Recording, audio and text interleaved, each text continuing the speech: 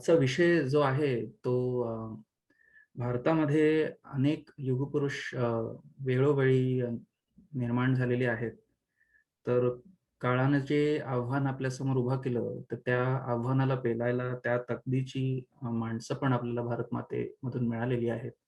अ, तर अशाच युगपुरुषांमध्ये अ, अ, जो ब्रिटिश काळामध्ये जेव्हा ब्रिटिशांचं आपल्यावरती राज्य होतं भारतावरती, तर त्या काळामध्ये जे थोर नेते म्हणून निर्माण झाले, त्या सर्वांमध्ये अ, क्रांतिकारकांचे अगदी अग्रणी आणि क्रांतिकारकांमध्ये अगदी सूर्य म्हणता येतील असे जे तेजस्वी नावांपैकी एक स्वातंत्र्यवीर सावरकर यांचं नाव आपल्याला नक्कीच मिळतं. त्यांचे अगदी तेजस्वी शब्दच आहेत अनेक साहित्यामध्ये आणि इतर सर्व क्षेत्रांमध्ये ते सूर्यासारखेच आहेत. जयोस्तु ते श्री महन्मंगले शिवास्पदे शुभदे स्वतंत्रते अशा तेजस्वी अ, व्यक्तीविषयी आपल्याला बरंच इतिहासामध्ये अ, फारसं माहिती नसतं, अपरिचित गोष्टी बऱ्याच असतात. तर आजचा असा विषय आपण आज घेऊन आलो आहोत अपरिचित सावरकर यांच्यावरती. अं, तर आजचे जे आपले इतिहास पंचाला वक्ते म्हणून लाभलेले आहेत ते श्रीधर दामले आहेत. त्यांचं मी स्वागत करतो. तर श्री दामले गेली 50 वर्षे शिकागोमध्ये राहत आहेत. त्यांनी शिक्षणामध्ये इतिहास व राज्यशास्त्र या विषयांमध्ये एम-ए केलं आहे. त्यांच्याच भाषेमध्ये सांगायचं झालं तर ते डबल एम-ए आहेत, म्हणजे मामा आहेत असं ते विनोदाने म्हणतात. अ, पत्रकारिता, सामाजिक मानसशास्त्र आणि विविध धर्मविषयक, मुसलमान किंवा ख्रिश्चनिटी वगैरे या सर्व धर्मांमध्ये त्यांनी भरपूर अभ्यास करून त्याच्यामध्ये संशोधन करून लिखाण वगैरे केले आहे. व्यवसायानं ते बँकेमध्ये कर्मचारी होते, आता सध्या निवृत्त आहेत. त्यांची आत्तापर्यंत 2 पुस्तके प्रकाशित झाली आहेत. पहिलं पुस्तक ब्रदरहूड इन सॅफ्रन सुमारे 34 वर्षांपूर्वी प्रकाशित झालं होतं. हे पुस्तक अमेरिकेतील अनेक युनिव्हर्सिटीजमध्ये रिक्वायर्ड रीडिंग लिटरेचर म्हणून मॉडर्न इंडियन हिस्ट्रीच्या अभ्यासक्रमामध्ये समाविष्ट आहे. दामले यांचं दुसरे पुस्तक जे आहे messengers of Hindu nationalism how RSS reshaped India हे सुमारे 3 वर्षापूर्वी प्रकाशित झाले होतं. तर ह्या पुस्तकाला 2018 वर्षातील सर्वोत्कृष्ट ग्रंथ म्हणून टाटा लिटरेचर अवॉर्ड मिळाला आहे. हे पुस्तक चीनी भाषांमध्ये किंवा अनेक भाषांमध्ये अनुवादित झाले आहे. परंतु ह्या व्यतिरिक्त आजच्या विषयानुरूप त्यांचं सगळ्यात महत्त्वाचं संशोधन अ, हे सांगण्यासारखं आहे. म्हणजे स्वातंत्र्यवीर सावरकर प्रतिष्ठानकरता दामले काकांनी अनेक वर्षे महत्प्रयासानं अनेक देशांमधील अभिलेखागारातून 40,000 हून अधिक ऐतिहासिक कागद जमा केले आहेत. भरपूर संशोधन केलं आहे तेवढ्यासाठी आणि हे सर्व दस्तऐवज सध्या अप्रकाशित आहेत. येणाऱ्या भविष्यात स्वातंत्र्यवीर सावरकर किंवा तत्कालीन भारतीय इतिहासाच्या दृष्टीने जे काही ग्रंथ निघणार असतील संशोधनपर, तर त्याच्यासाठी हे सर्व ऐतिहासिक कागद फार महत्त्वाचं साधन ठरणार आहेत. तर आपल्याच शिकागोमध्ये अशी व्यक्ती राहते याचं कोड कौतुक सगळ्यांनाच असेल. त्यामुळे आम्हाला त्यांचा अभिमान पण वाटतो. आज दामले काकांनी छान एक विषय घेऊन आपल्यासाठी व्याख्यान घेऊन आलेले आहेत. तर मी त्यांना आमंत्रित करतो अपरिचित सावरकर यांच्या व्याख्यानासाठी. धन्यवाद. नमस्कार, सर्वांना नमस्कार. अभिमानाचा विषय आता चेतन रेगे म्हणाले, पण आपल्याला अभिमान वाटावे असं आधुनिक भारताचे निर्माते शिवाजी महाराजांपासून ते लोकमान्य टिळक, स्वामी दयानंद, विवेकानंद, सावरकर अशा व्यक्ती आहेत. आणि अनेकांचे स्वातंत्र्यवीर सावरकर हे प्रेरणेते आहे. इतिहासकार बाबासाहेब पुरंदरेंच्या शब्दात सांगायचं तर 16व्या शतकाच्या सावरकरांना शिवाजी म्हणतात आणि 20व्या शतकाच्या शिवाजीला सावरकर म्हणतात, असं बाबासाहेबांनी वर्णन केलं होतं. आणि अशा सावरकरांच्या बद्दल आपल्याला लहानपणापासून मला ही एक प्रकारची उत्सुकता होती, जाणून घ्यायची इच्छा होती. त्यावेळेला मी लहानपणापासून अनेक लेख वाचत होतो आणि त्यातून भाग्याची गोष्ट म्हणजे कॉलेजला असताना साव यशवंतराव चव्हाणांचं चरित्र प्रसिद्ध झालं होतं आणि त्यामध्ये सावरकरांच्या बद्दल थोडा कुत्सित उल्लेख आला होता. म्हणून मी स्वातंत्र्यवीर सावरकरांना पत्र लिहिलं होतं आणि त्यांचं लक्ष वेधून घेतलं होतं. तेव्हा त्यांचे सचिव बाळ जेरे माझ्याकडे आले आणि मी त्यांना ते पुस्तक दाखवलं, मजकूर दाखवला. त्यानंतर त्यांनी दैनिक मराठात लेख लिहिला आणि मग यशवंतरावांनी माफी मागितली आणि त्यामुळे 14 जानेवारी 1959 ला स्वातंत्र्यवीर सावरकरांनी मला भेटायला बोलावलं आणि 1 तास मला भेटले. हा माझ्या आयुष्यातला सर्वात महत्वाचा अभिमानाचा आणि गौरवाचा विषय मला असं वाटतं. तेव्हा त्यांनी मला त्यांचं हिंदू पादशाही हे पुस्तक स्वाक्षरी करून भेट दिलेलं आहे. म्हणजे मी बाकी कोट्याधीश नसेल, पण मी याच्यात कोट्याधीश आहे. त्यामुळे सावरकर हा विषय एक जिव्हाळ्याचा विषय होता, पण अभ्यासाचा पण विषय वाटत होता. आणि अभ्यास म्हटल्यानंतर पुस्तकं तर वाचायला लागतात.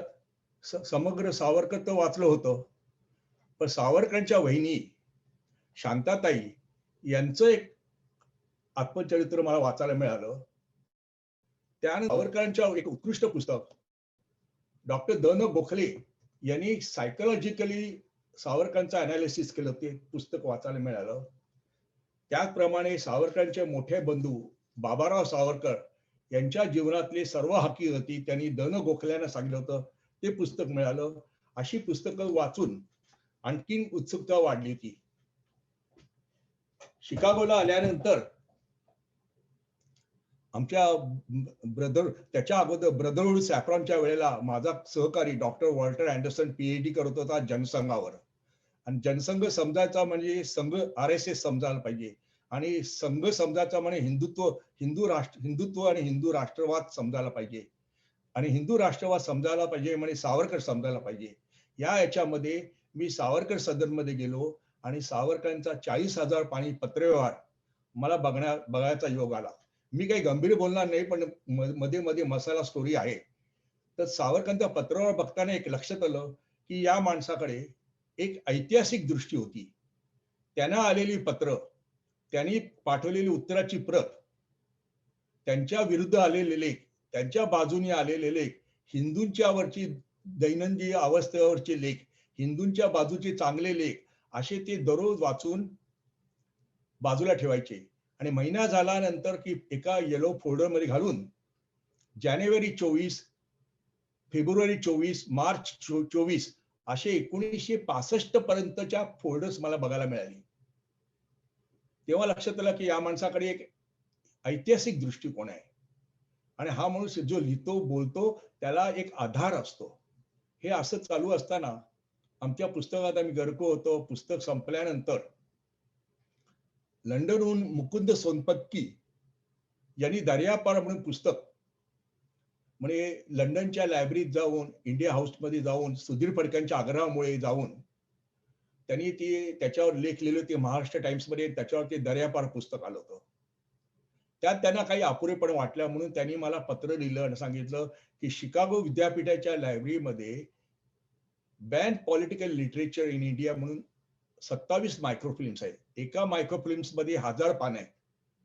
तर तुम्ही तिथे काही बघू शकाल का? म्हणून मी तिथे बघत असताना मला सावरकरांनी लंडनहून भारतीय राजांना जे पत्र लिहिलं होतं, चूज ओ प्रिन्सेस म्हणून, की भारत स्वतंत्र होणार आहे, भारतात लोकशाही होणार आहे, वन मॅन वन वोट्स आहे, इक्वालिटी असणार, लॉ सर्वांना एकच कायदा असणार, तेव्हा तुम्ही स्वातंत्र्य संग्रामात सामील व्हा, असं पत्र लिहिलं होतं. ते स्कॉटलंड यांनी जप्त केलं होतं. त्याची प्रत मला मिळाली आणि ती प्रत मी बाबूजी म्हणजे सुधीर फडक्याने दिली. त्यांनी सावरकर म्हणून जे 4 व्हॉल्यूम प्रसिद्ध केले, इंग्लिश, हिंदी, मराठी, गुजरातीमध्ये, त्या 4ही व्हॉल्यूम मध्ये प्रसिद्ध केलं. त्यामुळे नंतर मला बाबूजी म्हणाले, दामले तुम्ही एवढा चांगला शोध लावला आहे, तर सावरकरांनी गेलिक अमेरिका नावाच्या विकलीमध्ये काही लेख लिहिले असं वाचतोय आपण. तर बघा ना, त्यावेळेला इंटरनेट नव्हतं, काही कॉम्प्युटर नव्हता, काही नव्हता. ते 4 वर्षाच्या शोधानंतर गेलिक अमेरिका हे आयरिश अमेरिकन विकली आहे. गेलिक याचा अर्थ आयरिश भाषेचं नाव. त्याचा डी वेलरा तो पहिला आयर्लंडचा संपादक हा राष्ट्रपती झाला, तो संपादक होता. त्याचे अंक मला नॉट्रे डॅम विद्यापीठात आहे असं कळलं. म्हणून मी माझं बँकेचं काम शनिवारी संपवून 120 मैल ड्राईव्ह करून जात होतो आणि तिकडले जुने अंक बघत होतो. त्या अंकामध्ये स्वातंत्र्यवीर सावरकरांनी 1906 साली 3 लेख लिहिले होते. पहिल्या लेखाचं नाव सांगितलं तर तुम्हाला विश्वास बसणार नाही. पहिल्या लेखाचं नाव आहे an appeal to the children of Islam. भारतीय मुसलमानांनो, इजिप्शियन मुसलमान, टर्किश मुसलमान, इराणियन मुसलमान स्वातंत्र्याकरता लढतायत. तुम्ही पण स्वातंत्र्य लढ्यात सामील व्हा, असं उल्लेख होता. दुसरा उल्लेख असा होता की तुम्हाला सर्वांना माहिती होतं की सावरकर लंडनला आल्यानंतर बंगाली शिकले, गुरुमुखी शिकले. गुरुमुखीमध्ये त्यांनी पंजाबी धर्मग्रंथ वाचले आणि त्याच्या आधारे शिखांचा इतिहास लिहायला घेतला होता. पण तो छापायचा कुठे ही सर्व प्रश्न होता. म्हणून त्यांनी सिकंदर हयात खान म्हणून त्यांचे एक सहकारी होते, ते पुढे पंजाब प्रांताचे पंतप्रधान झाले होते. ते भारतात निघाले होते, तर त्यांच्याबरोबर ते हस्तलिखित दिलं होतं. त्या हस्तलिखित बोट सुरू झाल्यानंतर ब्रिटिश पोलीस आले आणि त्यांनी झडती घ्यायला सुरुवात केली, विशेषतः हिंदी पॅसेंजरची, हिंदी लोकांची. तेव्हा घाबरून सिकंदर हयात खाननी ते हस्तलिखित समुद्रात फेकलं. त्याची दुसरी प्रत मॅडम कामाकडे होती. तर त्याचं ते त्या असं या सावरकरांचं लंडनचं काम चालू असताना एक पुढे असा वाटत आलं की आपल्याला आणखीन माहिती पाहिजे, आणखीन माहिती पाहिजे. तर गेलिक अमेरिकेच्या अंकामध्ये तिसरा त्यांचा दुसरा लेख होता खालसावर. कदाचित शिखांच्या इतिहासामधलं एक प्रकरण असावं. त्यानंतर तिसरा लेख होता फिलॉसॉफी ऑफ सिक्रेट सोसायटी. गुप्त संस्था का निघतात, त्यांचं तत्वज्ञान काय, याविषयी असे 3 सावरकरांचे लेख विनायक नावाने होते, ते मला मिळाले. दर अंकामध्ये गेलिक अमेरिकेच्या दर अंकामध्ये एक पान भारताकरता होतं. 1905 सालापासून गेलिक अमेरिका हे न्यूयॉर्कचं विकली साप्ताहिक भारतीयाने सातत्याने सांगत होतो, विनंत्या करून तुम्हाला काही मिळणार नाही, तुम्हाला आयर्लंड प्रमाणे शस्त्र घ्यायला पाहिजे तर स्वातंत्र्य मिळाले. No country gain the freedom without arm revolution असा एक सिद्धांत होता. त्याकरता भारतीय लोकांनी बंदुका पिस्तूल चालवायला शिकलं पाहिजे असा त्यांचा आग्रह होता. आणि त्या गेलिक अमेरिकेच्या अंकामध्ये दर आठवड्याला एक भारताविषयी पान असायचं. ते त्यातली एक महत्वाची गोष्ट म्हणजे ऐकायला बरं वाटेल अशी की आपलं ठाण्यामध्ये विहारी नावाचं साप्ताहिक होतं. त्या साप्ताहिकाकरता सावरकर लंडनहून बातमीपत्र पाठवत होते. त्या साप्ताहिकाचे संपादक फडके यांना अटक झाली. ही बातमी गेलिक अमेरिकेत आली होती. आताच चेतन रेगेने उल्लेख केला जयोस्तुती नमोस्तुती या काव्याचा, सावरकरांच्या काव्याचा. हे सावरकरांचं काव्य 1907 साली जपानमध्ये टोकियोमध्ये जेव्हा शिवजयंती साजरी झाली तेव्हा म्हटलं गेलं, असं गेलिक अमेरिकेच्या बातमीपत्रात उल्लेख आहे, ओ लिबर्टी या नावाने. तर अशी माहिती मिळत असताना मला ती जवळ या गेलिक अमेरिकेच्या अंकाची मी मायक्रोफिल्म्स 2 मायक्रोफिल्म्स अशा विकत घेतलेल्या आहेत, माझ्याकडे आहेत. आणि त्याच्यामध्ये गेलिक अमेरिकेमध्ये भारताविषयी आलेले लेख, पंजाबमध्ये काय घडलं, महाराष्ट्रात काय घडलं, कलकत्त्याला काय घडलं, मद्रासला काय घडलं, अशा बातम्या येत होत्या. सावरकरांच्या उडीनंतर 6 महिने दर आठवड्याच्या अंकात सावरकरांच्या विषयी लेख होते. तर अशा गेलिक अमेरिकेचे अंक मिळाल्यानंतर मला पुढे उत्सुकता होती, पण आमच्या काही व्यक्तिगत घरच्या दुःखद घटनामुळे आणि माझी आई नर्सिंग होम मध्ये असल्यामुळे 10 वर्ष मला काही करता आलं नाही. पण 2010 ला जेव्हा मला savarkar.org चे श्रीरंग गोडबोलेंनी विचारलं आणि सावरकर प्रतिष्ठान करता तुम्ही संशोधन करू कराल का, तर मी हो म्हटलं. आणि संघाच्या सहकार्यामुळे मला लंडनमध्ये 3 महिने अनेक आफ्रिकेमधल्या स्वयंसेवकांच्या घरी राहता आलं.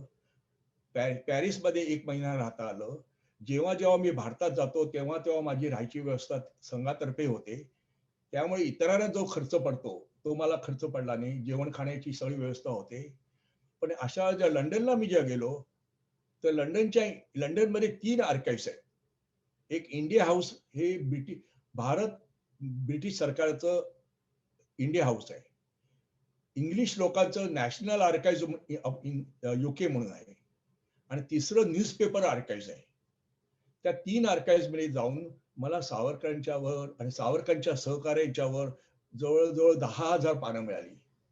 1857 जे पुस्तक जे जप्त झालं होतं, त्या पुस्तकाची प्रत लंडनमध्ये मिळाली. ज्या बोटीतनं त्यांनी उडी मारली, त्या बोटीचा नकाशा स्कॉटलंड यांनी तयार केलेला मोठा नकाशा आणि कुठल्या केबिनमध्ये सावरकर होते, कुठे ते संडास होता, हे सगळे मार्क केलेले गोष्टी नकाशा होता. तो मला मिळाला. ऑफकोर्स ब्रिटिश व्यापारी असल्यामुळे त्यांनी त्याकरता माझ्याकडनं 27 पाउंड मागितले. तर लंडनमध्ये 10,000 पानं मिळाला. जवळ $5,800 खर्च आला होता. पॅरिसमध्ये पण मला जवळजवळ 2,000 फ्रेंच भाषेतली पानं मिळाली. फ्रेंच भाषेमध्ये सावरकरांच्यावर इतक्या बातम्या होत्या, विशेषतः त्यांच्या उडीनंतर पॅरिसमध्ये सावरकरांचे सहकारी श्यामजी कृष्ण वर्मा, मॅडम कामा अशी अनेक लोक होती की त्यांचं इंडिया सेंटर म्हणून होतं. त्याच्यामध्ये आजचं गोदरेज आणि टाटा आणि दादाभाई नौरोजीची नात सामील होती, अशी माहिती मिळाली. आणि हे मिळत असताना आणखीन एक मला माहिती नंतर मिळाली की सावरकरांचे एक पोर्तुगीज बॉर्न गोवन ख्रिश्चन कुंटिनो नावाचे होते. ते लंडनला आले असताना सावरकरांच्या सहवासात आले आणि सावरकरांच्या सहवासात आल्यानंतर त्यांची बुद्धिमत्ता, त्यांचं विचार करण्याची पद्धत, भाषण द्यायची पद्धत याच्यावर लोक अगदी आकर्षिकले जायचे. म्हणजे बॅरिस्टर असफअलींनी पण त्याबद्दल लिहिलेलं आहे. तर त्यावेळेला कुटिनो सावरकरांच्या इतक्या जवळ आले, तर सावरकरांचं 1857चं पुस्तक मराठी हस्तलिखित पुस्तक महाराष्ट्रात छापू शकत नाही. 2-3दा प्रयत्न केले, पण ब्रिटिशांनी हाणून पाडले. त्यावेळेला आता काय करायचं? तेव्हा ते इंग्लिशमध्ये छापायचं असं ठरलं आणि संस्कृतचे फॉन्ट्स किंवा ज्याला टाकसाळी म्हणतात, ती जर्मनीत होती. ते जर्मनीत करावं असं चाललं होतं, पण ब्रिटिशांच्या प्रेशरखाली जर्मनीच्या पण कोणी तयार झालं नाही. तर हॉलंडमध्ये छापलं गेलं होतं. त्यावेळेला मराठी मॅन्युस्क्रिप्ट हे हस्तलिखित सावरकरांनी डॉक्टर कुंटिनोकडे दिलं होतं आणि ते घेऊन डॉक्टर कुंटिनो जर्मनीला गेले. त्यानंतर जे पहिल्या महायुद्धाच्या अगोदर ते अमेरिकेत वॉशिंग्टन DC ला आले.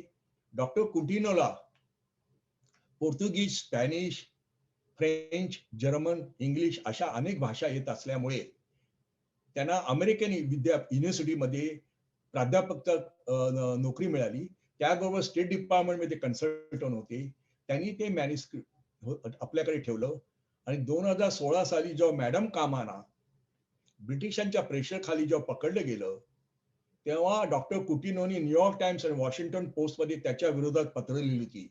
आणि जेव्हा मॅडम कामा सुटल्या, तेव्हा ते त्यांना भेटायला पॅरिसला गेले होते.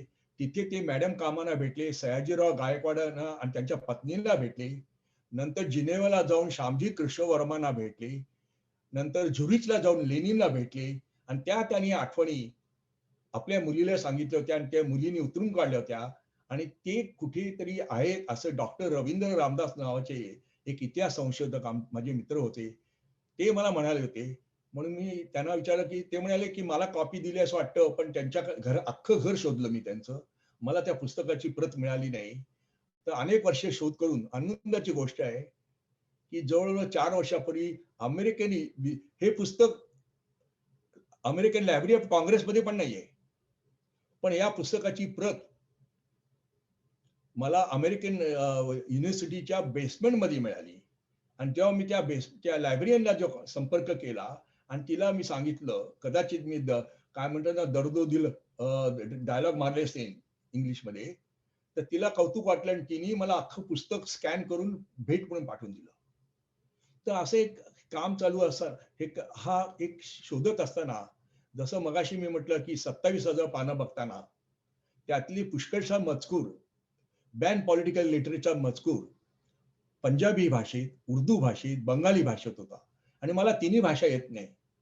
लोकांना वाटतं, की मी संशोधक आहे, पण मला माहिती आहे मी वासरात लंगडी गाय आहे. कारण मला काय येत नाही, मला काय मिळालं नाही, याची मलाच जास्त जाणीव आहे.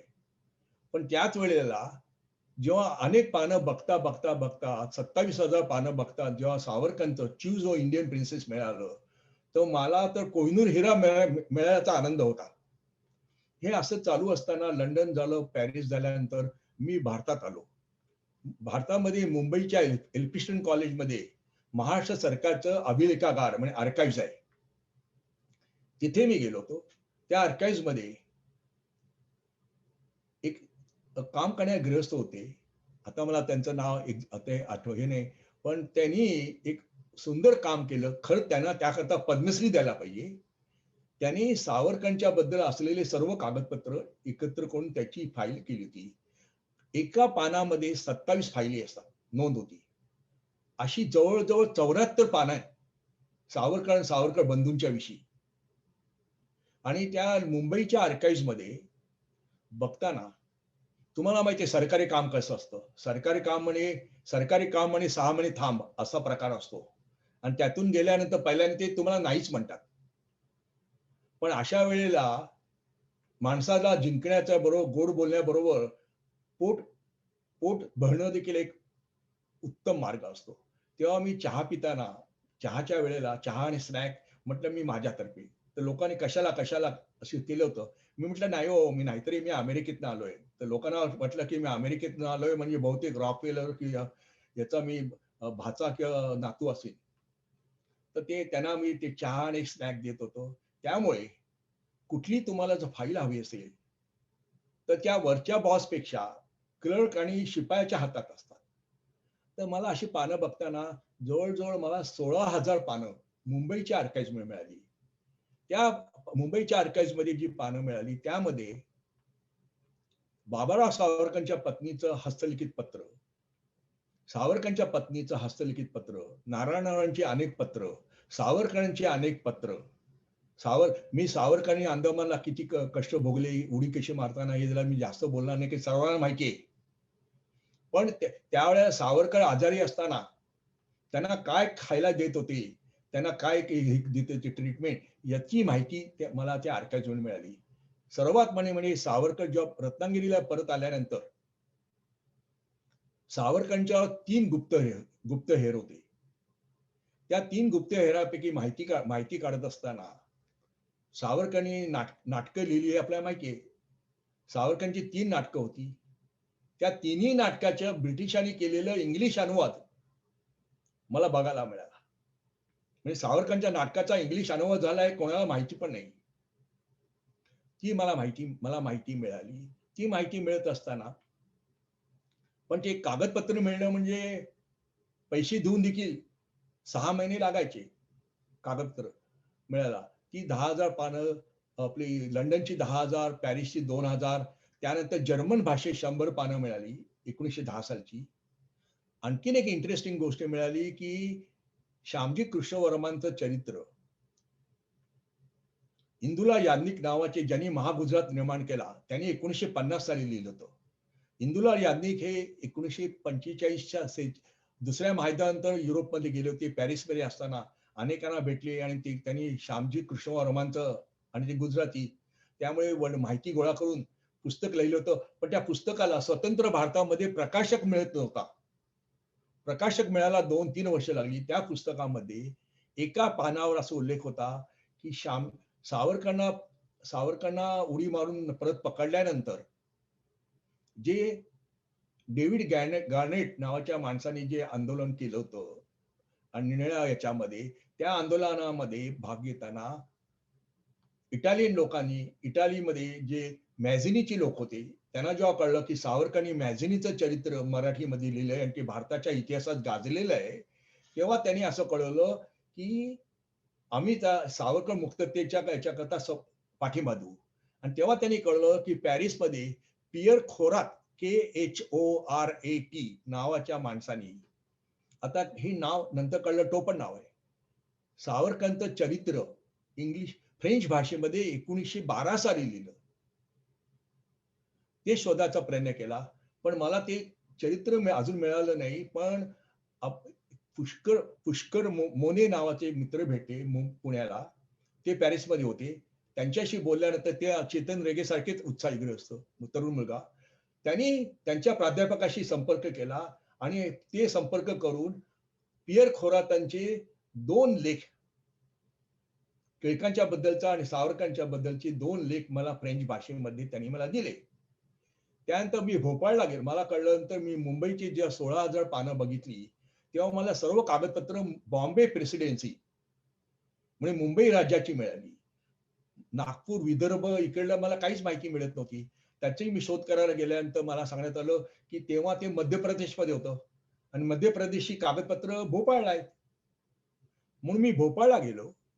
भोपाळला महिनाभर होतो. तर भोपाळला विचारल्यानंतर भोपाळचे जे आर्काइव्हच्या प्रमुख होत्या, त्यांनी मला पत्र दाखवलं, की आम्ही मध्य प्रदेश, हिंदी भाषिक मध्य प्रदेश वेगळा झाल्यानंतर 56 साली नंतर आमच्याकडे फक्त हिंदी भाषिक जिल्ह्याचे कागदपत्र आहे.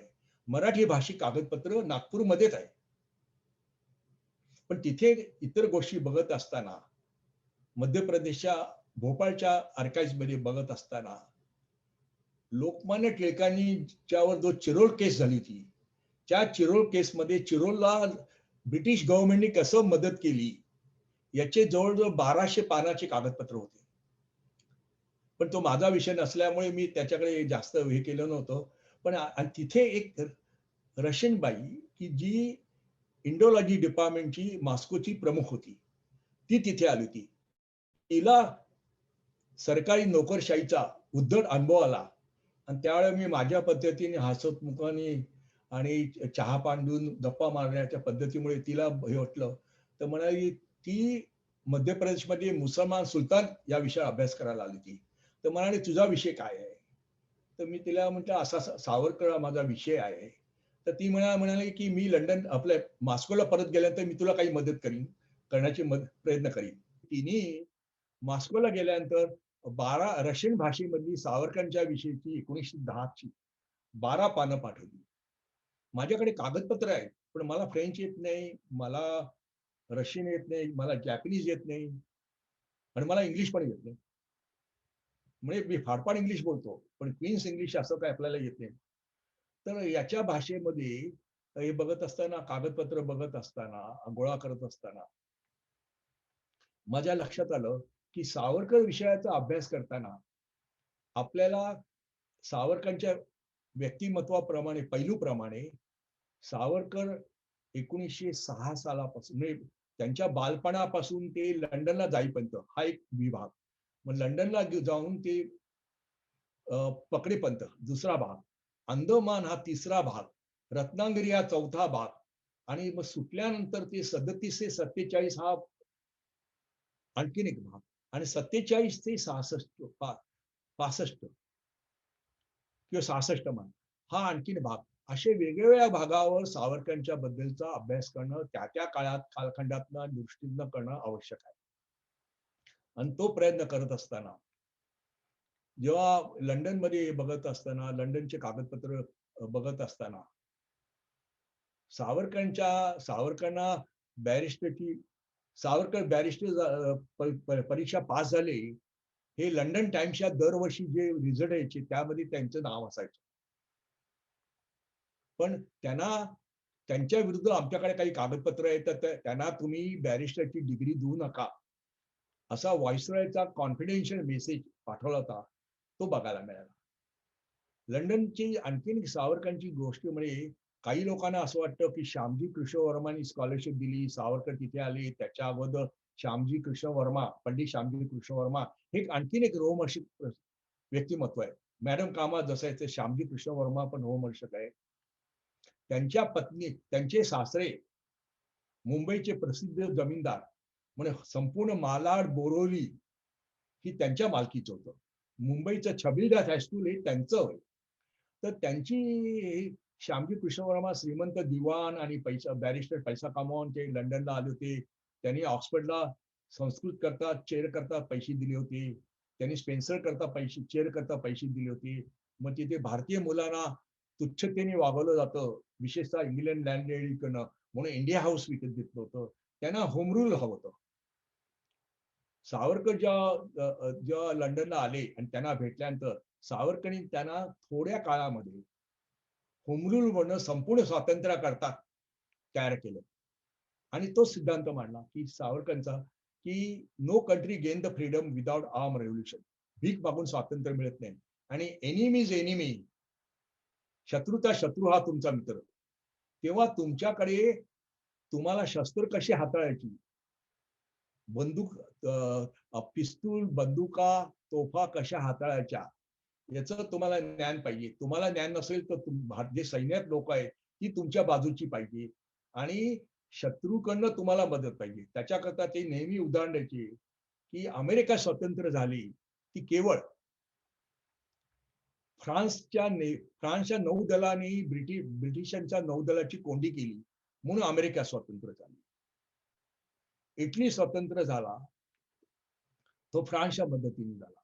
तर आपण असा प्रयत्न करूया आणि जर्मनी आणि इंग्लंडमध्ये जी स्पर्धा चाललेली सत्ता स्पर्धा त्याच्या परिणामामुळे की दोघांच्या मध्ये युद्ध होणार आहे आणि जेव्हा नेहमी युद्ध होतो त्यावेळेला आपल्याला स्वातंत्र्य मिळायची संधी असते. एक लक्षात घ्या की लोकांना वाटतं की सावरकर हे एक प्रकारचं आयडियलिस्ट होते किंवा हे नाही. सावरकरांकडे त्यांनी स्वतःच्या शत्रूच्या शिबिरामध्ये या पुस्तकात लिहिलं होतं की ब्रिटिशांचं सामर्थ्य काय आहे आम्हाला माहिती होतं. आमच्या 2-4 पिस्तुलांनी ब्रिटिश ऑफिसरना मारून ब्रिटिश पळून जाणार नाही आम्हाला माहिती होतं. पण त्याचबरोबर लक्षात घ्या की 1885 ला काँग्रेस स्थापन झाली. ती 1907 पर्यंत आपण फक्त अर्ज विनवण्या करत होतो आणि कायदेशीर दृष्ट्या त्यांना विनंती करत होतो. आम्हाला नोकरीत संधी द्या, आम्हाला असेंब्लीमध्ये विधानसभा किंवा सेंट्रल असेंब्लीमध्ये आम्हाला संधी द्या, अशी विनंती करत होतो. आणि होम रूल म्हणजे कॅनडा आणि ऑस्ट्रेलियाप्रमाणे आम्हाला अधिकार द्या. पण आम्ही विसरलो होतो की कॅनडा आणि ऑस्ट्रेलियाची लोक गोरी होती, आम्ही गोरी नव्हतो. तर अशा वेळेला ते तुम्हाला लक्ष देणार नाही. पण ज्या वेळेला एक बॉम्ब फुटला आणि तो बॉम्ब कसा फुटला त्याची पण हकीकत अतिशय एक रोमहर्षक आहे की ते बॉम्बचं मॅन्युस्क्रिप्ट कुठे मिळेल तर रशियन क्रांतिकारक लोकांनी बॉम्ब स्फोट केले होते. त्यातले काही लोक पॅरिसमध्ये होते आणि त्यांचा आणि मगाशी सांगितल्याप्रमाणे श्यामजी कृष्णवर्मा, मॅडम कामा, बॅरिस्टर राणा, नंतर गोदरेज आणि दादाभाई नौरोजीची नात आणि टाटा या लोकांचा संपर्क होता. असं असताना कळलं की त्यातल्या एका माणसाने बॉम्ब कसे बनवावे याचं रशियन भाषेतलं मॅन्युस्क्रिप्ट दिलं. पण कोणाला रशियन येत नव्हतं. त्यावेळेला सेनापती बापट पॅरिसला गेले असताना सेनापती बापटांच्या प्रेमात ॲना नावाची रशियन मुलगी पडली. या ॲनाबद्दल 2 गोंधळ आहेत संशोधकामध्ये. कारण पॅरिसमध्ये त्या काळात 2 ॲना रशियन ॲना होत्या. एक रशियन बॉर्न ॲना ती मेडिकलची स्टुडंट होती. दुसरी जी ॲना होती ती अमेरिकन बॉर्न रशियन ॲना होती. पण रशियन बॉर्न ॲना ही सेनापती बापटांच्या प्रेमात पडली होती. सेनापती बापटांनी सांगितलं की माझं लग्न झालेलं आहे आणि मी क्रांतीच्या मार्गावर आहे. मला कधी फाशी होऊ शकते. तर या जन्मी काय आपलं लग्न होणार नाही. तरी देखील तिने प्रेमापोटी मेडिकलच्या अभ्यासातून एक सेमिस्टर तिने सुट्टी घेतली आणि बॉम्ब कसे बनवावे या मॅन्युस्क्रिप्टचा त्यांनी रशियनचं इंग्लिश भाषांतर करून बापटांकडे दिलं. तर त्यावेळेला त्यांनी मॅन्युस्क्रिप्ट दिल्यानंतर सेनापती बापटां तर तो बॉम्ब कसा बनवावा याचं प्रात्यक्षिक तुम्ही सावरकर चित्रपटात बघितलं होतं. पण तो बॉम्ब झाल्यानंतर तो बॉम्ब ब्रिटिश पार्लमेंटमध्ये फेकावा असं बापटांची इच्छा होती. तेव्हा सावरकरांनी सांगितलं की ब्रिटिश पार्लमेंट ही इंग्लंडची जगाला दिलेली देणगी आहे आणि ती लोकशाही करता अत्यंत आवश्यक आहे. आपलं ब्रिटिशांची वही नाही, ब्रिटिश पार्लमेंटची वही नाही, आपले ब्रिटिश राज्यसत्तेची वही आहे. तेव्हा ते मॅन्युस्क्रिप्ट घेऊन बापट, सेनापती बापट भारतात आले. त्यांनी पुण्याला आले, टिळकांना भेटलं. पुण्याच्या गावाच्या बाहेर विहिरीमध्ये बॉम्बचा स्फोट करून दाखवला. त्या बॉम्ब स्फोटचं हे घेऊन आणि कॉपी करून कलकत्त्याला गेले. ते कलकत्त्यातून घेऊन खुदिराम बोसनी बॉम्ब उडवला आणि जे हाहाकार उडाला. आणि तो हाहाकार उडाल्यानंतर आपलं ब्रिटिशांचे हादरल्यानंतर मग लंडनमध्ये काय करायचं, कसं करायचं आणि लंडनमधले जे ब्रिटिश लोक आपली भारतीय तरुण आहेत, ती अस्वस्थ आहेत, हे लक्षात आल्यानंतर मॉर्लो मिंटो कमिटी बसली आणि आम्ही सुधारणा देऊ म्हणून त्यांनी जाहीर केलं. सावरकरांचं म्हणणं होतं, की जे 25 वर्ष अर्धविनिर्माण करून झालं नाही, ते एका बॉम्बनी झालं. ते एका पिस्तुलाच्या गोळीने झालं. आम्हाला कळत होतं, की बॉम्ब फोडल्याने किंवा पिस्तूल फोडल्याने नुसते आम्ही फाशी जाऊ नये. तर आमच्या नातेवाईकांच्या अनेक पिढ्या पण त्रासदायक होत्या. तुम्हाला माहिती आहे, की वासुदेव बळवंत फडक्यांच्या बायकोला तिचे किती हाल झाले. तिची काळजी शेवटी कलेक्टरला घ्यायला लागली होती, ब्रिटिश कलेक्टरला.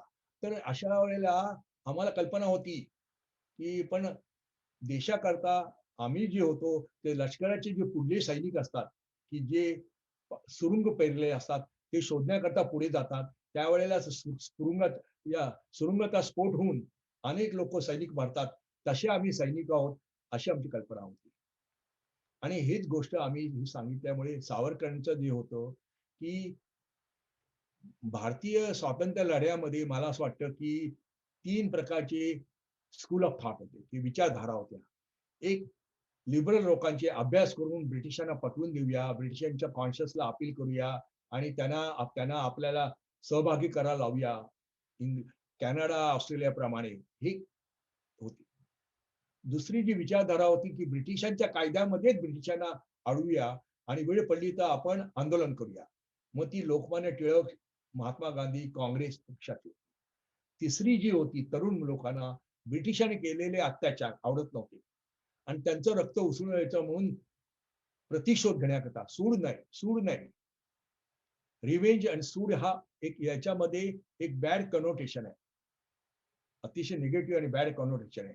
प्रतिशोध याचा अर्थ आहे, की मी माझ्या संरक्षणासाठी केलेला हल्ला आहे आणि तुम्हाला दिलेलं उत्तर आहे. रामदासांच्या भाषेत सांगायचं तर उद्धट खाटाची कट. टिट टू टॅट इंग्लिशमध्ये बोलायचं झालं तर. तर तो जो काही तरुणांचे व्हायचं आणि ते ब्रिटिशांना मारायची आणि त्याकरता फासावर जायला पण तयार व्हायची. असं होतं. पण त्याचबरोबर अशा तरुणांची संघटना करून सैन्यामध्ये असंतोष पसरूया आणि सैन्याने उठाव करूया, महायुद्धाच्या वेळेला उठाव करूया, शत्रूकडनं मदत घेऊया. हे जे लॉंग टर्म सावरकरांचं 1907 सालापासूनच होतं. त्याचा दुसरा भाग श्यामजी कृष्ण वर्मांची आहे. ते फ्री इंडिया सोसायटीचे अध्यक्ष होते. त्यांची गॅलिक अमेरिकेची 1909 सालची मुलाखत आहे. तेव्हा त्यांनी सांगितलं, की संपूर्ण स्वातंत्र्य हे आमचं ध्येय आहे. आम्हाला होम रूल नकोय. आम्हाला ब्रिटिशांच्या याच्याखाली काही सुधारणा नकोय. आम्हाला संपूर्ण स्वातंत्र्य हवंय. ही 1900 आणि त्या संपूर्ण स्वातंत्र्यामध्ये लोकशाही असेल, वन मॅन वन वोट्स असेल, इक्वालिटी बिफोर द लॉ असेल, जॉब अकॉर्डिंग टू मेरिट्स असेल, तिथे कोणावर अन्याय होणार नाही, अशी त्यांची जी मुलाखत आहे, तशीच मुलाखत त्यांनी फ्रेंच पेपरला पण दिलेली होती. आणि तो काँग्रेसने 1929 ला लाहोरचा ठराव केला. आपल्याला लाहोरचा ठराव माहिती आहे. पण 1909 सालची श्यामजी कृष्ण वर्मांची घोषणा माहिती नाही, ही दुर्दैवाची गोष्ट आहे. आणि त्याच वेळेला सावरकर लंडनला असताना ब्रिटिशांनी कीर्तिकर नावाच्या एका पोलीस गुप्तहेराला लंडनला पाठवलं आणि त्यांनी लंडनच्या डेंटल स्कूलमध्ये ऍडमिशन घेतली आणि तो मराठी होता. आणि मग त्यांनी इंडिया हाऊसमध्ये येऊन सावरकरांशी गप्पा मारताना जोरजोराने क्रांतीबद्दल बोलायला सुरुवात केली. तर हा मनुष्य अतिशय जोरात बोलतोय तेव्हा सावरकरांना संशय आला आणि सावध हा साहेब सर्वांशी हा सावरकरांचा गुण असल्यामुळे ते सावध होते आणि तो रात्री काहीतरी गुपचूप काहीतरी करायचा, दार बंद करायचा असं कळलं होतं. तर एकदा तो काहीतरी कामाला बाथरूमला गेला असताना सावरकरांनी व्ही.व्ही.एस. अय्यरनी त्याच्या खोली शिरले आणि त्याची ट्रंक उघडली आणि तिथे त्यांना तो स्कॉटलंड यार्डला रिपोर्ट पाठवत होता अशी माहिती मिळाली. आणि त्यानंतर तो बाथरूम मध्ये संडासातनं परत आल्यानंतर त्यांनी त्याला ते दाखवलं आणि यांनी सांगितलं पिस्तूल काढ, आता मरा तयार हो व्ही साई यांनी. तर तो प्रत्येकाला जीव प्यारा असतो. तो म्हणाला की नका नका मला मारू नका, मी पोटा पाण्याकरता हे करतोय, मला सोडा, मी तुम्हाला मदत करीन. तर सावरकरांनी त्याला सांगितलं की आम्ही सांगू तसे रिपोर्ट पाठवायचे. तसा तो रिपोर्ट अनेक काही वर्ष पाठवत होता. त्याचबरोबर ब्रह्मदेश मधले एमपीटी आचार्य नावाचे एक आले होते आणि त्यांच्याकडे पैशाची टंचाई होती. तर सावरकरांनी त्यांना सांगितलं की तुम्ही स्कॉटलँड यार्डमध्ये जा आणि स्कॉटलँड यार्डला सांगा की तुम्ही ब्रह्मदेशमध्ये आला, तुमच्याकडे पैशाची टंचाई आहे, नाईलाजाने तुम्ही इंडिया हाऊसमध्ये राहता, पण इंडिया हाऊसमध्ये जे जोरजोरामध्ये ब्रिटिशांच्या विरुद्ध बोलतात ते तुम्हाला आवडत नाही, पण काय करणार? तेव्हा स्कॉटलंड यार्डने एमपीटी आचार्यांना दर महिन्याचे पैसे दिले माहिती काढण्याकरता आणि एमपीटी आचार्य म्हणजे सावरकरांना हवी तशी माहितीच स्कॉटलंड यार्डला देत होते. म्हणजे जवळजवळ मदनलाल धिंगाणे कर्झनवालीची हत्या करेपर्यंत, वध करेपर्यंत स्कॉटलंड यार्डला कळलं नाही की आपल्याला बुद्धू बनवलं किंवा मामा बनवलंय. त्यानंतर त्यांच्या लक्षात आलं की आपल्याला, आणि त्यानंतर मग सावरकरांच्यावर जो प्रचंड एक प्रकारचं, तिथपर्यंत त्यांना वाटत होतं की श्यामजी कृष्ण वर्मा प्रमुख आहेत, हे बाकीचे लोक ही तरुण पोरं आहेत. पण तेव्हा लक्षात आलं, त्याचबरोबर सावरकरांनी ब्रिटिश लायब्ररीत जाऊन 1857चं वाचन करत होते आणि त्याची नोट्स काढत होते. हे ब्रिटिशांच्या लक्षात आल्यानंतर ब्रिटिशांच्या स्कॉटलंड यांनी चोरी करून सावरकरांच्या 1857ची काही पानं चोरायला चोरली होती आणि पुढे सावरकरांना परवानगी दिली नव्हती ब्रिटिश लायब्ररीत जायला. पण सावरकरांनी आपल्या सहकार्याला पाठवून ती माहिती काढली आणि संपूर्ण ब्रिटिशांची पुस्तकं वाचून आणि अहवाला वाचून ते ब्रिटिश तेव्हा शिपायांचं बंड म्हणत होते. त्याच्या विरुद्ध, त्याच्या ऐवजी सावरकरांनी भारताचं पहिलं स्वातंत्र्य युद्ध, first war, India's war of independence या नावाने लिखलेला, इंडियन नावाने ते पुस्तक लिहिलं होतं. पहिलं मराठी छापलं गेल्याने, 2-3दा पाठवलं गेलं, छापलं गेल्याने त्या हॉलंडमध्ये छापायचं ठरवलं आणि ते पुस्तक येणार अशी ब्रिटिशांना संशय होता. तर त्या पुस्तकाचं प्रकाशन व्हायच्या अगोदर ते पुस्तक जप्त करण्यात आलं. म्हणजे जगातले एकमेव पुस्तक आहे की जे प्रकाशित व्हायच्या अगोदर जप्त झाले आणि त्याच्या विरुद्ध चर्चेने टीका केली होती. हा मला रिपोर्ट मिळाला. त्यानंतर जेव्हा सावरकरांच्या मागे आपला जेव्हा यांनी मदनलाल धिंगाणे कर्झन वायलीची हत्या केल्यानंतर जो ससेमिरा लागला आणि आणि इंडिया हाऊसमध्ये कोणी तरुण यायला तयार होईना, तेव्हा सावरकरांना इंडिया हाऊस सोडायची पाळी आली आणि सावरकर आजारी होते आणि तुम्हाला ब्रायटनचं सागरा प्रांतळाला माहिती आहे. त्यानंतर ते जेव्हा पॅरिसला गेले आणि पॅरिसला गेले असताना आपल्या मोठ्या भावानं बाबाराव सावरकर, गणेशपंत सावरकरांना पकडलंय. गणेशपंत सावरकरांना पकडलं गेलं. हे गणेशपंत सावरकर अत्यंत धार्मिक, भाबडे देशभक्त होते. टिळकांची केस चालू असताना तिथे ते जोरजोराने वंदे मातरम आणि घोषणाबाजी करते आणि पोलिसांचं ऐकत नव्हते. आणि पोलिसांकडे रिपोर्ट होता की हा मनुष्य नाशकामध्ये काहीतरी उपद्व्याप करतोय. तेव्हा त्यांना जेव्हा पकडलं मुंबईमध्ये, तेव्हा त्यांना भेटायला आलेला मित्र असताना तो ब्रिटिश ऑफिसर उभा होता. त्याच्यात त्याला बाबारावना वाटलं की हा ब्रिटिश ऑफिसर आहे, याला काही कळत नाही. तेव्हा ते आपल्या मित्राला मराठीत बोलले, "वळचण साफ कर." पण त्या ब्रिटिश ऑफिसरला मराठी येत होतं. तेव्हा त्याला कळलं नाही की वळचण म्हणजे काय प्रकार आहे. म्हणून त्यांनी बाबासाहेब देशपांडे नावाच्या मराठी ब्राह्मण पोलीस इन्स्पेक्टरला विचारलं की वळचण म्हणजे काय? तेव्हा त्यांनी सांगितलं छपराखालची जागा, गुप्त म्हणजे ज्याला आपण अॅटिक म्हणतो तशी. तेव्हा तिथे त्यांच्या घरात धाड घालून ती वळचण बघितली आणि त्या वळचणीमध्ये बाबारावांची दुसरी चूक होती की त्यांनी अभिनव भारतच्या सर्व सदस्यांची नाव, गाव, पत्त्यासकट तिथे नोंद ठेवली होती. तिथे बॉम्ब कसा बनवावा हे हस्तलिखित असं होतं की ब्रिटिशांची नोंद अशी होती की ते हस्तलिखितचा जो बॉम्ब मेकिंग हे कलकत्त्याला फुटलेल्या बॉम्बपेक्षा कडक जोरात होतं. आणि तिथे 1857च्या पुस्तकाची प्रत होती. अशी ती कळल्यानंतर त्यांनी, पण त्याच्या बॉम्ब मेकिंगची आम्हाला प्रत मिळाली म्हणून त्यांना जन्मठेप देतोय हे दाखवलं तर आम्हाला बॉम्ब मेकिंग नव्हते म्हणून लोकांना कळू नये म्हणून कवितांची पुस्तकं छापली म्हणून बाबारावांना एक जन्मठेपची शिक्षा दिली. त्याच वेळेला सावरकरांनी जी पत्र लिहिली होती आपल्या भावांना, मित्रांना मराठीमध्ये 8 पत्र होती. त्या पत्र मिळाल्यानंतर ती पत्र मिळाली तेव्हा ती पत्र काय असावी याच्याकरता किन्नाड नावाचा, कदाचित माझा उच्चार बरोबर नसेल, पण ब्रिटिश ऑफिसर ज्यांनी मराठा हिस्ट्रीवर पुस्तक लिहिलं. तो 1905 ते 34 मी म्हणेन नाही, त्याचे वडील आणि त्याचे आजोबा 3 पिढ्या भारतामध्ये ब्रिटिश नोकर होते. त्याला त्यांच्या वडिलांना हे सगळे महाबळेश्वर, सातारा भागात होते आणि त्यांना मराठी उत्कृष्ट येत होतं. तेव्हा ते गृहस्थ याचे वडील लंडनमध्ये सुट्टीला गेले असताना त्यांना तातडीने बोलावून त्यांना त्या 8 मराठी पत्राचं इंग्लिश भाषांतर करायला सांगितलं होतं. आणि ते भाषांतर ते मला लंडनच्या याच्यामध्ये आर्काइव्हमध्ये मिळालं. ते बघत असताना मग ते सावरकरांना पकडायचं ठरलं होतं.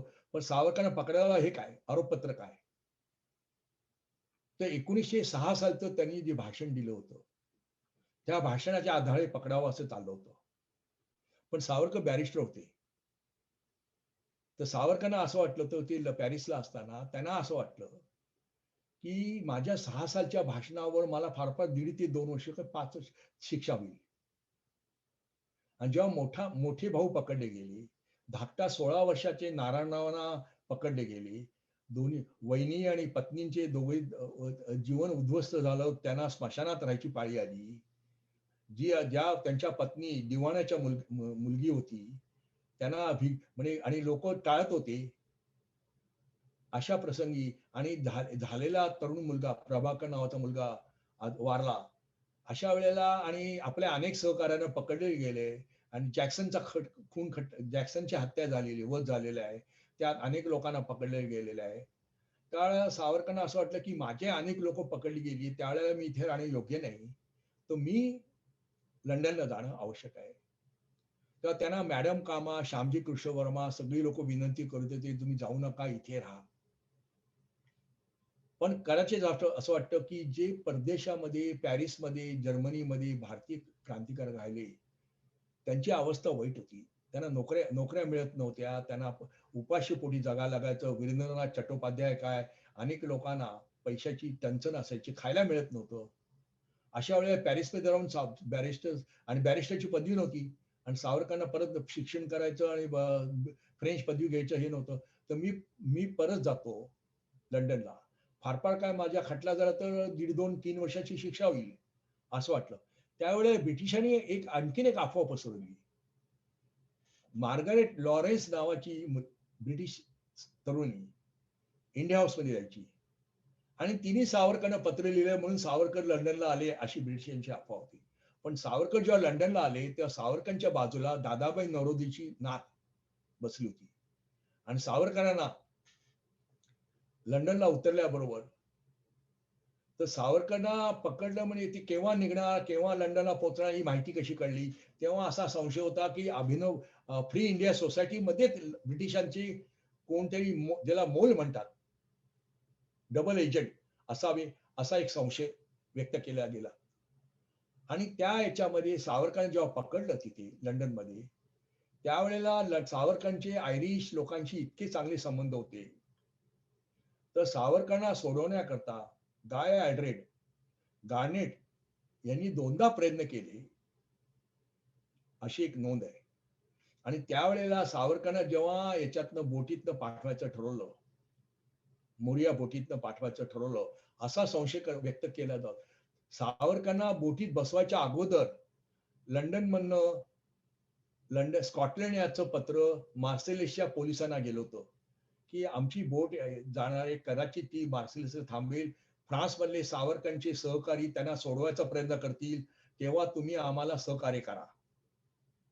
हे पत्र सावरकरांना बोटीत बसवायच्या पूर्वी मार्सेलिसला गेलं होतं.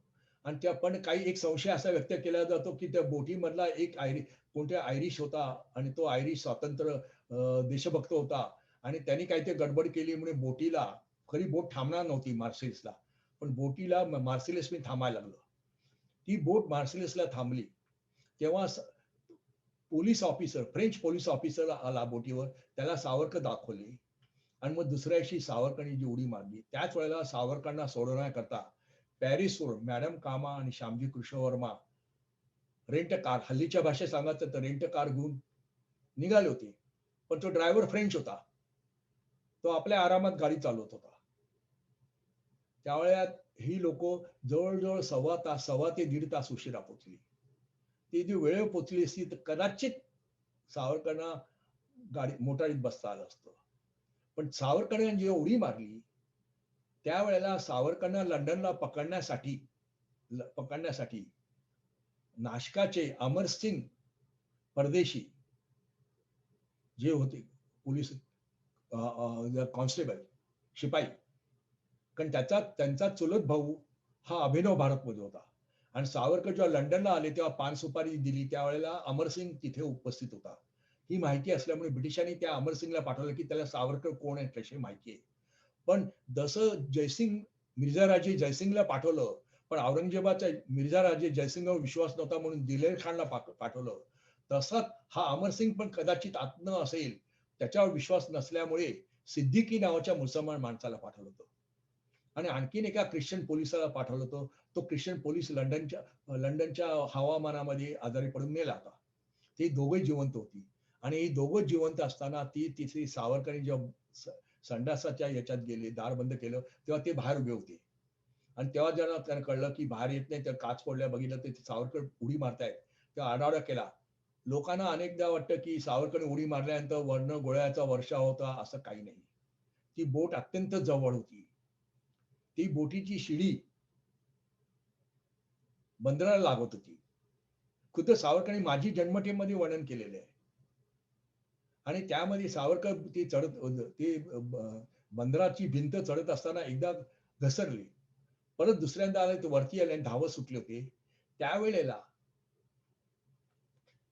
फ्रेंच पोलिसांनी त्यांना पकडलं नाही. जे ब्रिटिश खोटं बोलले. अमरसिंगचं म्हणणं आहे आणि सिद्दीकीचं म्हणणं आहे. त्यांनी स्कॉटलंडला साक्ष दिली. त्याचा मला गुप्त अहवाल मिळाला. त्या दोघांचं म्हणणं आहे, की मी सावरकरांची मान पकडली आणि मी सावरकरांचा हात पकडला. आता मान कोणी पकडली आणि हात कोणी पकडला याच्या दोघात भांडाभांडी होती. कारण त्यांना वाटलं, की जो मान पकडेल त्याला जास्त पैसे मिळतील. आणि ती स्कॉटलंड याचा तो अहवाल मला बघायला मिळाला लंडनमध्ये. त्याबरोबर सावरकरांना पकडलं आणि सावरकरांना बोटीत खेचून आणल्यानंतर ज्यावेळेला 1.5-2 तासांनी मॅडम कामा आणि श्यामजी आले आणि तेव्हा त्यांना कळलं की असं पकडले गेले, तेव्हा ते मार्सिलेसचा जो मेयर होता तो सोशलिस्ट होता. त्याला श्यामजी कृष्ण वर्मा आणि मॅडम कामा भेटले आणि श्यामजी कृष्ण वर्मा मॅडम कामांचे सोशलिस्ट लोकांशी चांगले संबंध होते. त्यांनी त्या मेयरला सांगितलं आणि म्हणाले की तुमच्या भूमीवर असताना सावरकरांना कसं पकडलं, तर त्याच्या राष्ट्रीय अस्मितेचा उफून आली आणि त्यांनी पॅरिसमध्ये हे केलं, तक्रारपत्र लिहिली. सावरकरांना पकडली ही बातमी लंडनच्या डेली मेलच्या पॅरिस एडिशन मध्ये 6 ओळीत आली ती दुसऱ्या दिवशी. मग तिसऱ्या दिवशी ती बातमी मोठ्या याच्यात आली. कार्ल मार्क्सचा नातू, तो ला ह्युमॅनिटीचा संपादक होता, त्यांनी ती बातमी केली आणि त्याचा परिणाम असा झाला की फ्रान्समधील कन्झर्वेटिव्ह, लिबरल, डेमोक्रॅटिक, सोशलिस्ट आणि कम्युनिस्ट सर्व वृत्तपत्र सावरकरांना आमच्या भूमीवर, फ्रान्सच्या भूमीवर कसं पकडलं, इंग्लंडने आम्हाला त्यांना परत करायला पाहिजे असा आग्रह धरला. त्यावेळेला याला तोंड कसं द्यायचं म्हणून लंडनमध्ये एक कॉन्फिडेन्शियल मीटिंग भरली होती. त्या मीटिंगला foreign secretary, law secretary, secretary of state म्हणजे फॉर इंडिया आणि चर्चिल उपस्थित होते. त्या गुप्त बैठकीचा मला अहवाल वाचायला मला मिळाला आणि हे सगळी मी जे सांगतोय ना, हे सगळे मी प्रिंटआउट विकत पैसे देऊन प्रिंटआउट विकत घेतलेले आहे. ते अहवाल मला मिळाला आणि त्या अहवालात असं ठरलंय की बा आपण त्यांना फ्रान्सच्या भूमीवर पकडलंय आणि फ्रान्सची तक्रार आहे, तर काय करायचं. आणि त्याच वेळेला फ्रान्स आणि जर्मनीचं वादावादी सुरू झाली होती राजकीय याच्यामध्ये आणि फ्रान्सला भीती वाटत होती की जर्मनी आमच्यावर हल्ला करेल. तेव्हा त्यांना इंग्लंडची मदत हवी होती. ते इंग्लंडच्या मदतीत ते प्रेशर आणून काय केलं की आपण इंटरनॅशनल कोर्टात जाऊया. आणि इंटरनॅशनल कोर्टामध्ये जे जज नेमले गेले त्यातल्या पुष्कळ जजना इंग्लंडनी आपल्या बाजूनी सामदाम दंडभेदानी आपल्या बाजूनी करून घेतलं होतं. त्यावेळेला इंटरनॅशनल कोर्ट केस झाल्यानंतर मॅडम कामानी सावरकरांच्या वतीने एक वकील दिला होता आणि त्यांनी जे सबमिट केलं होतं ते मान्य केलं नाही, कारण ही केस फक्त इंग्लंड आणि फ्रान्सच्या 2 देशाच्या विरोधाची आहे. तिसऱ्या माणसाला परवानगी नाही म्हणून त्यांना परवानगी दिली नाही.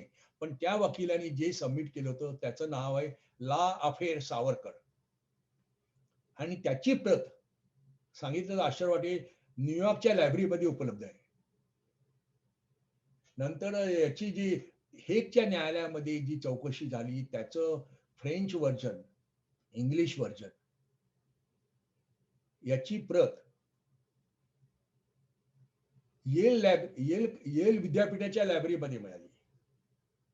म्हणजे परदेशामधनं कलेक्शन, प्रिझर्वेशन आणि तुम्हाला मिळणं ही अत्यंत शिकण्यासाठी आपण गोष्ट आहे. याच्या उलट आपण आपले कोणी आजोबा वारले किंवा कोणी वारले की आपण पहिली गोष्ट करतो की त्यांची पुस्तकं, जमवलेली पुस्तकं, वृत्तपत्र पिकून देतो कचरा म्हणून. तर ती मला माहिती मिळाल्यानंतर हा पहिला कालखंड आहे. आणि दुसरी महत्वाची भाग सावरकरांच्या बद्दल, सावरकर लंडनला जे आले तर सावरकर लंडनला पोहोचण्यापूर्वी पुणे सीआयडीचं सावरकरांच्या विषयी बद्दलचं 32 पानाचा रिपोर्ट लंडनला येऊन पोहोचला होता. त्याची प्रत तिथे मिळाली होती. आणि ही सगळी माहिती मिळते ही पण सावरकरांची जी माहिती मिळते ती 1906च्या पूर्वी मिळते. 1906च्या अगोदरचा सीआयडीचा रिपोर्ट नाहीये. ही 1906 पासून जी मिळते ती मरेपर्यंत स्वतंत्र भारतात सावरकरांनी आत्मार्पण दिलं होतं, अन्न सोडलं असताना देखील शेवटपर्यंत सीआयडीचा रिपोर्ट होता. सावरकरांची डॉक्टरांचं नाव होतं पहिलं पूर्वीचे डॉक्टर गोडबोले. त्यांची चिरंजीव डॉक्टर अरविंद गोडबोले सावरकरांचे डॉक्टर होते. अरविंद गोडबोले सांगितलेली गोष्ट आहे की ते सावरकरांना बघायला जायचे आणि ते बघायला गेल्यानंतर ते सावरकर जगणार नाही माहिती होतं. तर ते बघून सकाळी 26 फेब्रुवारीला बघून ते आपल्या हॉस्पिटलला आले आणि म्हणाले 11 वाजता 11 वाजून 10 मिनिटांनी सीआयडीचा त्यांना फोन आला की तुम्ही त्वरित परत या, कारण का सावरकर वारलेत. आणि ते परत आल्यानंतर सीआयडीने विनंती केली की तुम्ही त्यांचं डेथ सर्टिफिकेट असं तयार करा की ज्याच्यामुळे सावरकरांचा खटला होणार नाही, नाहीतर आत्महत्या करण्याचा प्रयत्न केला हा गुन्हा होतो. हे मला डॉक्टर अरविंद गोडबोले सांगितले. आणि त्यांची चिरंजीव डॉक्टर श्रीरंग गोडबोले ज्यांनी savarkar.org सुरू केली आणि त्यांच्याकरता त्यांनी मला विचारलं तुम्ही काम कराल का, संशोधन कराल का, आणि ती savarkar.orgचं उद्घाटन त्यावेळचे मुख्यमंत्री नरेंद्र मोदींनी पुण्यात केलं होतं. सांगायचा इतिहास अशा करता की हे काम माहिती मिळत असताना परदेशातनं माहिती मिळत होती. भारतात गेलो तर ज्यावेळेला भोपाळला गेल्यानंतर मला कळलं की विदर्भाचे मराठी भाषिक कागदपत्र नागपूरला आहे. नागपूरमध्ये चौकशी करायला सुरुवात केल्यानंतर मला 3 ठिकाणी फिरवलं. रवी भवन मध्ये जा, कस्तुरबा भवन मध्ये जा, शेवटी रेव्हेन्यू डिपार्टमेंट मध्ये पाठवलं. म्हणते मला 7-12 नकोय, मला सावरकर हवंय. मग नंतर मला कळेल ना, मग तिकडल्या प्राध्यापकांना आर्काइव्ह्स कुठे माहिती नाही, पत्रकारांना आर्काइव्ह्स कुठे माहिती नाही. अनेक शोध करताना डॉक्टर मोहन काशीकर जे होते त्यांच्या यांनी मला कळलं की नागपूरच्या जीपीओच्या समोर ओल्ड सेक्रेटरीएट आहे, तिथे कार्यालय असलं पाहिजे. म्हणून तिथे शोधताना 2 छोट्या खोल्या मिळाल्या अभिलेखागारात आणि तिथे फक्त भोसले आणि निजामाचे जमिनीचे कागदपत्र मिळाले. कुठेही होम डिपार्टमेंटचे जे मुंबईला 16,000 कागदपत्र मिळाली, नागपूरमध्ये कागदपत्र मिळाली नाही. मी दिल्लीच्या नॅशनल आर्काइव्हला गेलो, तिथे सावरकरांच्यावर फक्त 48 फायली, की जिथे मुंबईत 16,000 फायली, लंडनमध्ये 10,000 पानं आणि दिल्लीत फक्त 48 फायली आणि अंदमानची कुठे फाईल नाही. अंदमानचा जो रिपोर्ट मिळाला सावरकरांच्या बद्दल, स्वातंत्र्य विनायक दामोदर सावरकरांचा रिपोर्ट मिळाला, तो मुंबईच्या होम डिपार्टमेंटच्या रिपोर्ट मध्ये मिळाला. पण दुर्दैवाने मला बाबाराव सावरकर, गणेशपंत सावरकरांचा कैदी क्रमांक त्यांच्याबद्दल काहीही माहिती मिळाली नाही. आणि ते बघत असताना ज्या वेळेला मी विचारलं की बाबा कुठे आहे, माहिती मिळत नाही. त्याचप्रमाणे रत्नागिरीला सावरकर होती, अंदमानचे सावरकर सर्वांना माहिती आहे. अंदमानमध्ये सावरकर असताना एमडन पाणबुडी पाठवली हे सर्वांना माहिती असेल, मराठी लोकांना माहिती आहे. लंडनमध्ये 1983 ला आनंद नावाच्या एका भारतीय माणसाने सावरकरांचं चरित्र इंग्लिशमध्ये लिहिलं. छोटे पुस्तक आहे. पण त्याचं वैशिष्ट्य असं आहे की त्या पुस्तकाला ज्या जर्मन फॉरेन डिपार्टमेंटच्या माणसाने एमडन पाठवून सावरकरांना सोडवायचा प्रयत्न करायचा हा बेत आखला, त्याची 15 ओळीची प्रस्तावना आहे. आणि ज्या नेव्हल ऑफिसरनी योजना आखली एमडनची, त्याची 8 ओळीची प्रस्तावना आहे. म्हणजे त्या दृष्टीने ते मला महत्वाचं वाटतं. ते बघताना ती एमडन जेव्हा आली आणि त्यांनी उत्साहाच्या याच्यामध्ये मद्रासमध्ये तोफा डागल्या आणि त्यांचं तेलाच्या हे उडवलं. त्यानंतर जे अंदमानला आल्यानंतर ती एमडन जेव्हा निघाली जर्मनीतनं, तर ब्रिटिशांना संशय आला होता. तर ब्रिटिश त्या एमडन पाणबुडीचा पाठलाग करत होते. आणि ती एमडन येताना ती याच्यातनं आली नाही, सुएझ कॅनलवरनं. कारण सुएझ कॅनल ब्रिटिशांकडे होता. ती साऊथ आफ्रिकन म्हणून आली ती.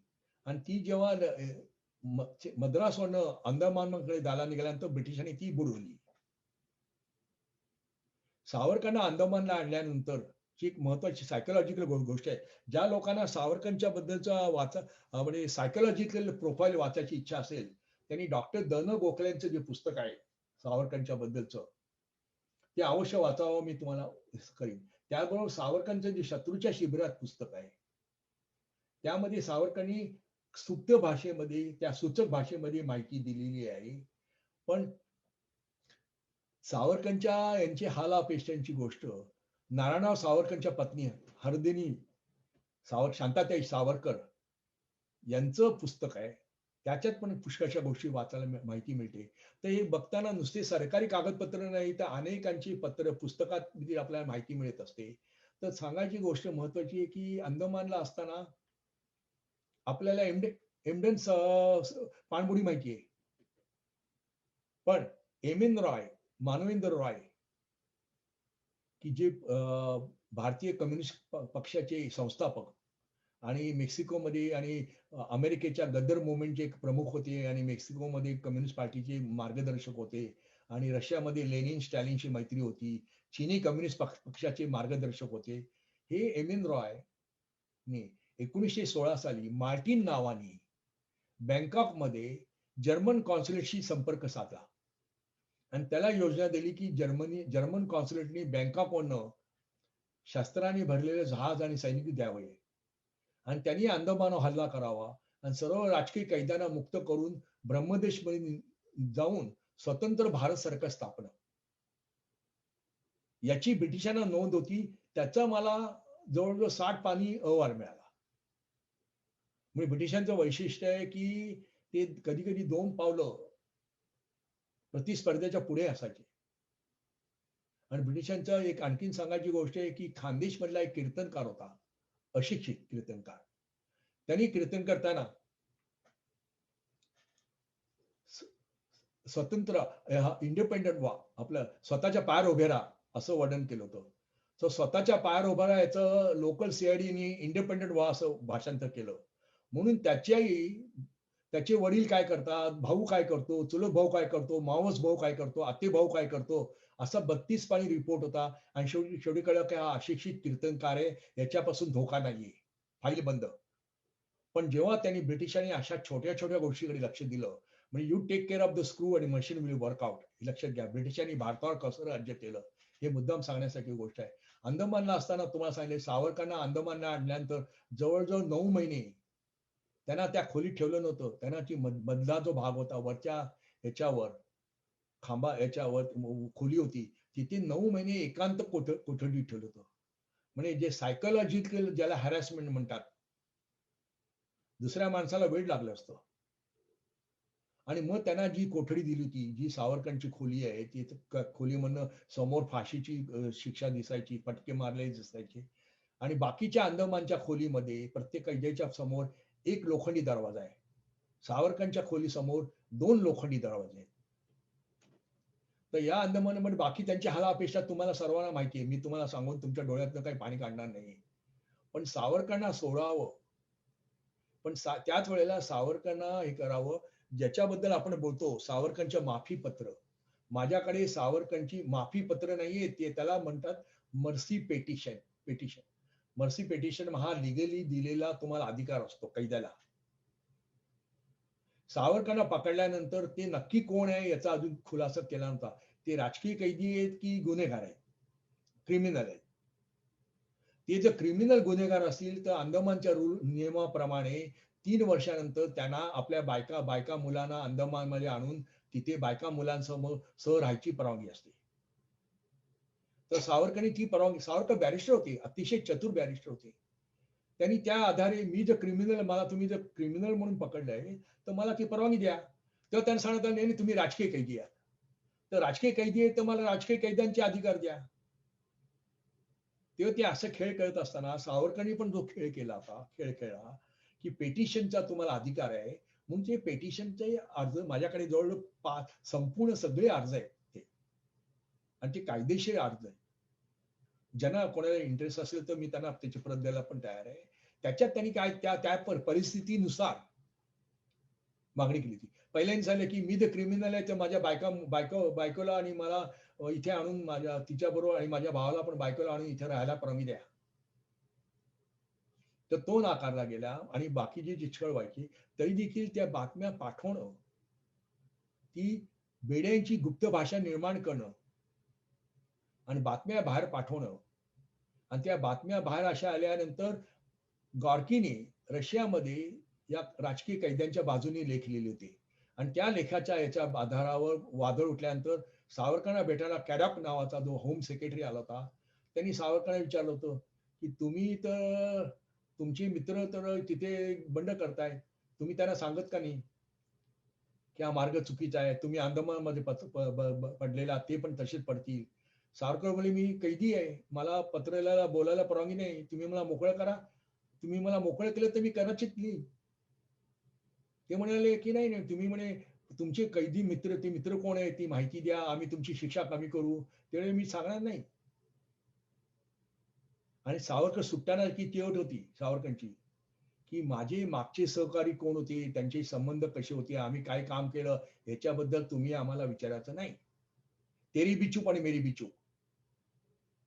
त्याच्या बद्दल सावरकरांनी की तुम्ही मला नाहीतरी गुन्हेगार ठरवलेलं आहे आणि सिद्ध केलेलं आहे की मी पिस्तूल पाठवलंय आणि त्याच्यामुळे जॅक्सनला मारले गेलेले आहे आणि मी राजाच्या विरुद्ध बंड केलंय, तुम्ही मला शिक्षा दिलेली आहे.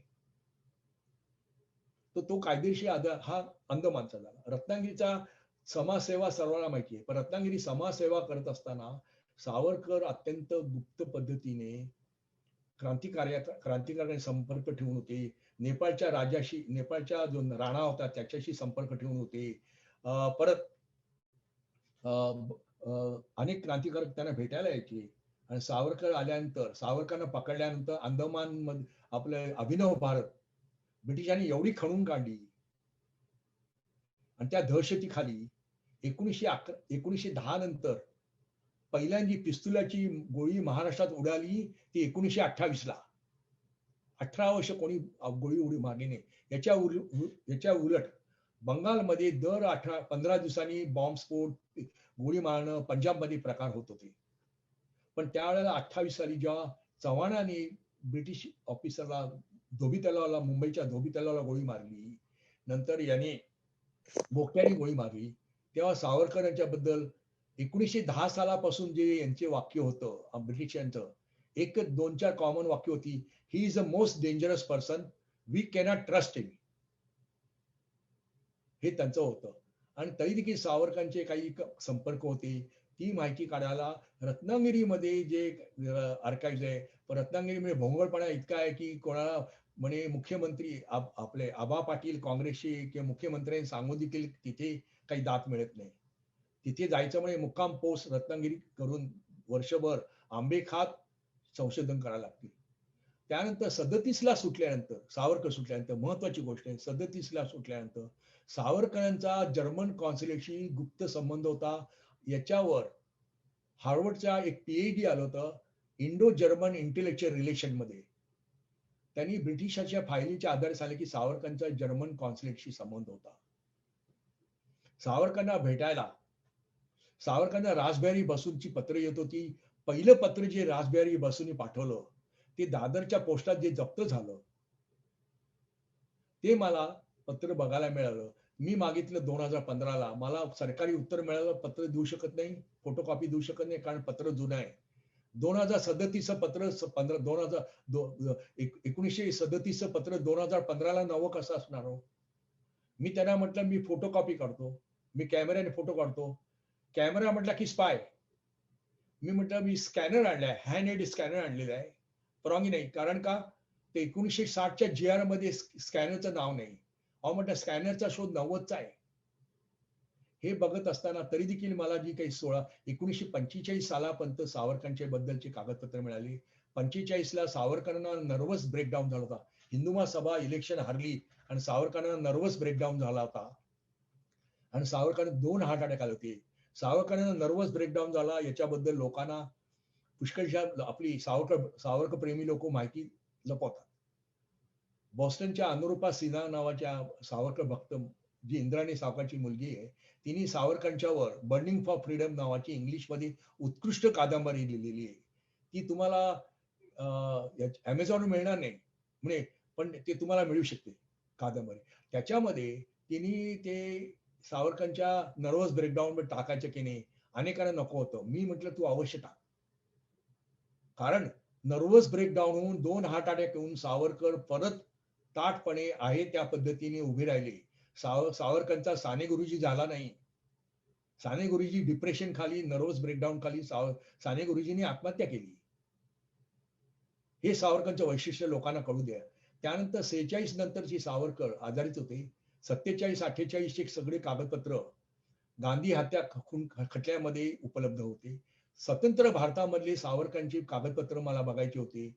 ती बघायला माझे आयुष्याचे म्हणजे 4-4 महिन्याच्या 2 ट्रिपा सचिवालयात फुकट गेल्या होत्या. पण शेवटी आर. आर. पाटील, आबा पाटील आणि फडणवीसांच्यामुळे परवानगी मिळाली. पण आणि 850 पानं कागदपत्र मला बघायला मिळाली स्वतंत्र भारतामधली. पण प्रिंट आउट मिळाला नाही अजून. त्याचप्रमाणे सावरकर आणि नेपाळच्या राजाची कलकत्त्याला जी भेट झाली त्याची मला माहिती हवी आहे. सावरकरांनी इंडियाला भेट दिली त्याची मला माहिती हवी आहे. ती मला अजून मिळाली नाही. तर किती अपुरे. सर्वात वाईट वाटतं, की लंडनमध्ये मला खोटी आशा वाटत होती, की सावरकरांचा शिखाचा इतिहास मिळेल. मला मिळालं नाही. पण त्याच वेळेला नवी माहिती मिळाली, की सावरकर गॅरिबाल्डीचं चरित्र लिहित होते आणि त्याची 52 पानं जी वही होती ती स्कॉटलंड यार्डने जप्त केली, पण ती मिळत नाही. असा हा सावरकर यांचा साहित्याचा, संशोधनाचा अभ्यास प्रवास आहे. मला वाटतं मी इथे इथे थांबावं. कोणाला काही प्रश्न, शंका, कुशंका, कारण आपल्या इकडे शंका, कुशंका जास्त असतात. तर त्यांनी मोकळेपणे विचारावं. मी उत्तर द्यायला तयार आहे. धन्यवाद. फारच माहितीपूर्ण. दामले काका, खरंच छान वाटलं मला. आजचं व्याख्यान अगदी छानच माहितीपूर्ण तर आहेच, परंतु अनेक ठिकाणी खरोखर तुम्ही म्हणालात जरी की मी काय तुमच्या डोळ्यातून पाणी काढणार नाही, पण आय एम शुअर की प्रत्येकाला इथे कुठे ना कुठला तरी क्षण आला असेल ज्याच्यामध्ये असं त्यांना वाटलं असेल. तर मी म्हणजे प्रश्नोत्तरांसाठी इथे ओपन करतो. तुम्हाला कोणाला प्रश्न काही असतील तर इथे चॅटमध्ये पोस्ट करा झूमच्या, किंवा तुम्ही म्हणजे इथे अनम्यूट करून पण विचारू शकता.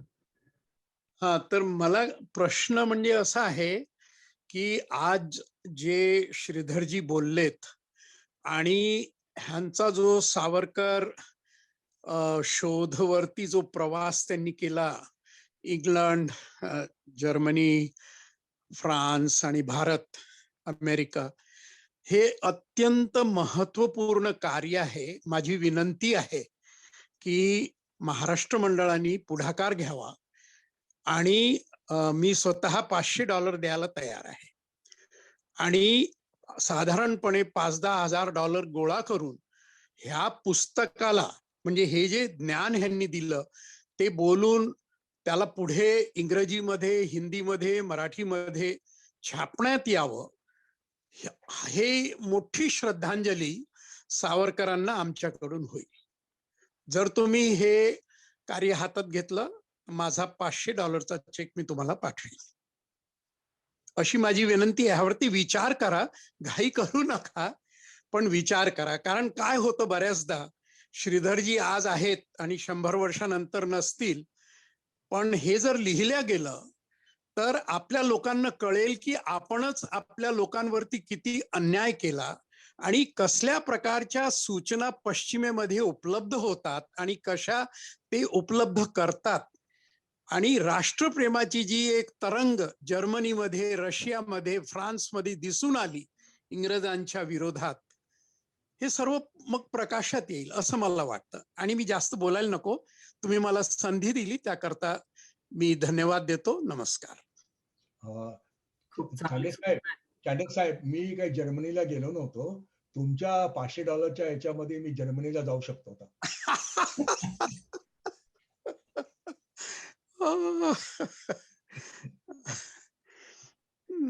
चांगल्या सूचना आहेत.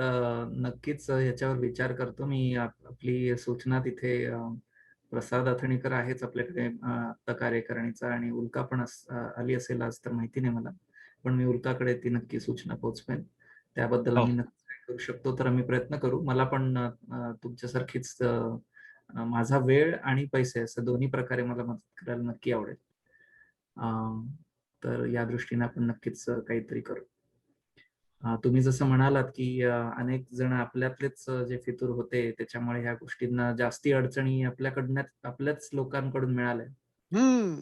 ते म्हणतात की कोई कोई पेड़ कभी न कटता अगर हर कुल्हाड़ी के पीछे लकड़ी का हिस्सा न होता. किती छान आहे ते. अरे वा, वंडरफुल. तर अजून कोणाला काही प्रश्न आहेत? अजित गांधी आपल्याकडे आलेले आहेत. अजित. कांबळे काका, सर्वप्रथम धन्यवाद. तुम्ही अतिशय दुर्मिळ, अतिशय महत्वाची बातमी नाही परंतु माहिती तुम्ही सर्वांच्या पुढे आणली एवढ्या वर्षानंतरच्या तुमच्या रिसर्च नंतर. तर सर्वप्रथम धन्यवाद. आणि तुम्ही ह्या वेगवेगळ्या ठिकाणी गेला, भारतात तर कित्येक ठिकाणी गेला, परंतु इंग्लंड, फ्रान्स, अमेरिका आणि इतर ठिकाणी तुम्ही गेला. तर तुम्हाला काय वाटतं की आणखीन कुठल्या ठिकाणी सावरकरांविषयी माहिती मिळू शकेल? जर्मनीचं एक नाव घेतलंय, परंतु आणखीन असं कधी मनात न येणारं ठिकाण असेल का? अवश्य आहे की सावरकरांच्या विषयी जॅपनीज भाषेमध्ये माहिती चिकार आहे, चिनी भाषेत माहिती आहे, स्पॅनिश भाषेत माहिती आहे. सावरकरांच्यावर जर्मन भाषेमध्ये डॉक्टर वुल्फनी पीएचडी केलेली आहे. इटाली मधलं डॉक्टर फसाना तेवढ्याकरता मराठी शिकला आणि त्यांनी रामदास, मॅझिनी आणि सावरकर या विषयावर 3 लेख इटालियन भाषेत लेख लिहिलेले आहे. फ्रेंच भाषेमध्ये सावरकरांच्या मी तुम्हाला सांगितलेलं आहे. झेकोस्लोवाकिया मधला जो एक होता प्रतिनिधी मोठा, त्याचं पुस्तक आहे टुवर्ड फ्रीडम नावाचं. त्यात त्यांनी उल्लेख केला आहे की 10, 11, 12 साली प्राग मध्ये सावरकर, मॅडम कामा आणि श्यामजी कृष्ण वर्मावर तिकडल्या वृत्तपत्रात लिखाले. त्या काळात प्राग हे ऑस्ट्रो जर्मनी एम्पायरचा भाग होता आणि जर्मन ही दरबारी भाषा होती. त्यामुळे ती लेख जर्मन भाषेत आहे का झेक भाषेत आहे हे माहिती नाही आपल्याला.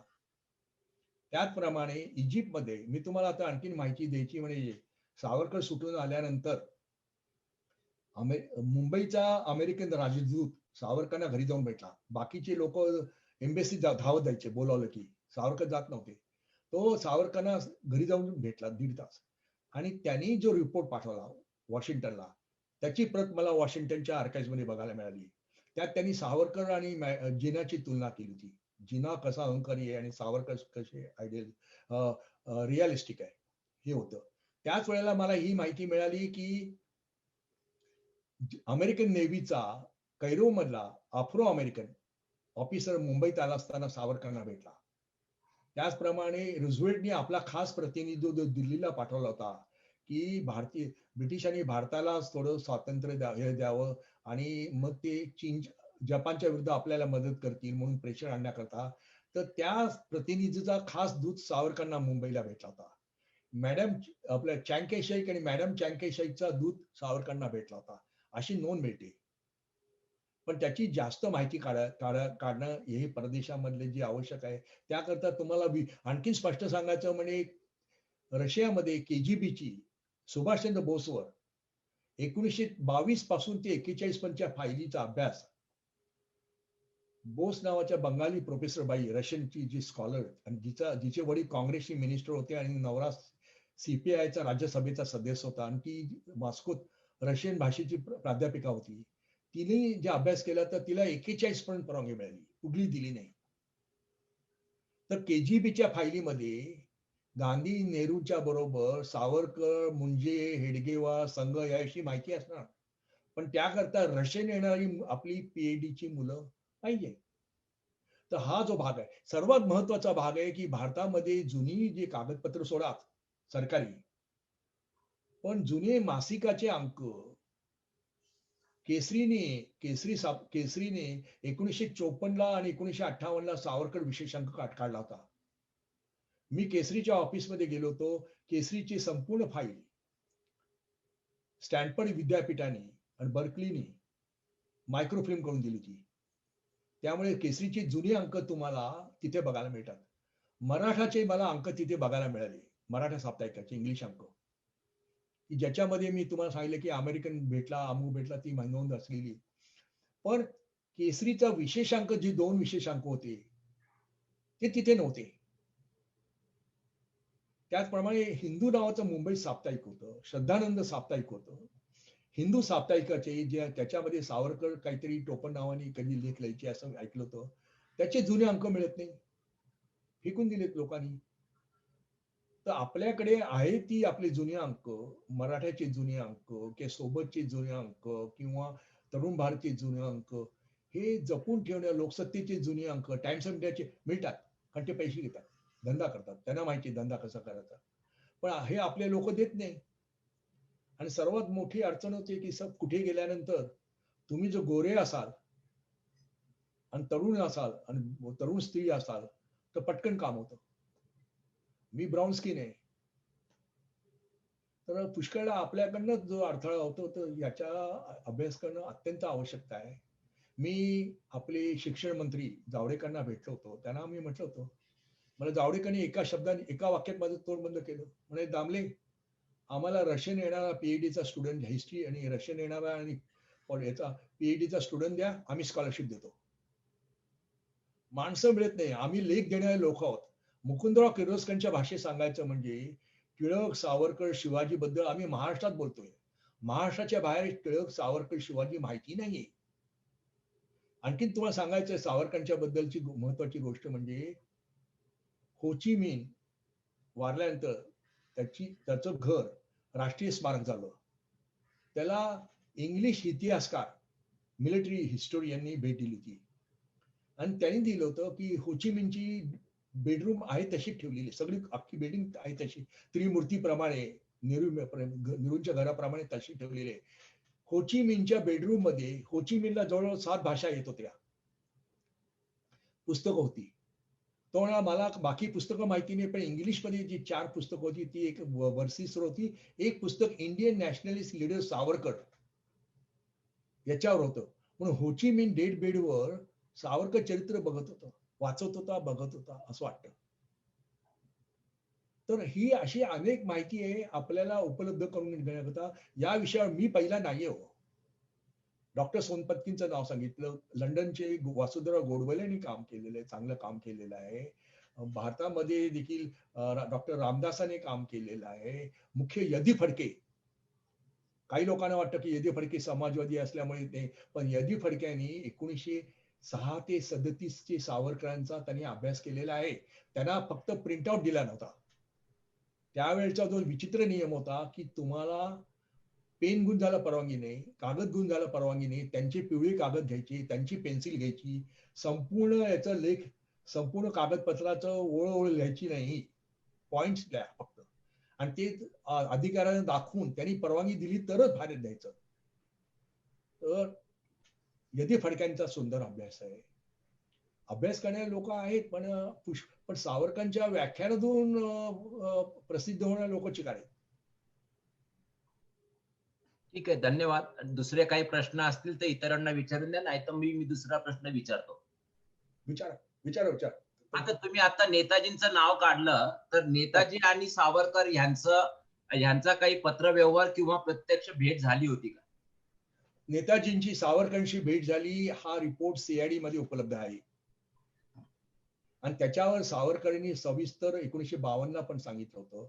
त्याच्या अगोदर सावरकरांना जेव्हा हार्ट अटॅक आला होता, तेव्हा सावरकरांनी विग देशपांड्यांना बोलावून मुद्दाम सांगितलं होतं की अशाशी नेताजींची माझी भेट झाली, मला जर परत हार्ट अटॅक आला आणि मी मेलो तर तुम्हाला जेव्हा भारत स्वतंत्र होईल तेव्हा ही तुम्ही बातमी सांगा. त्याचप्रमाणे नेताजींना सावरकरांच्या बद्दलची जी माहिती होती आणि आदर होता आणि सावरकर आणि नेताजींची पुण्याच्या केसरीच्या इकडे दोघांचा एकत्र फोटो आहे बसलेला डिनर टेबलवर.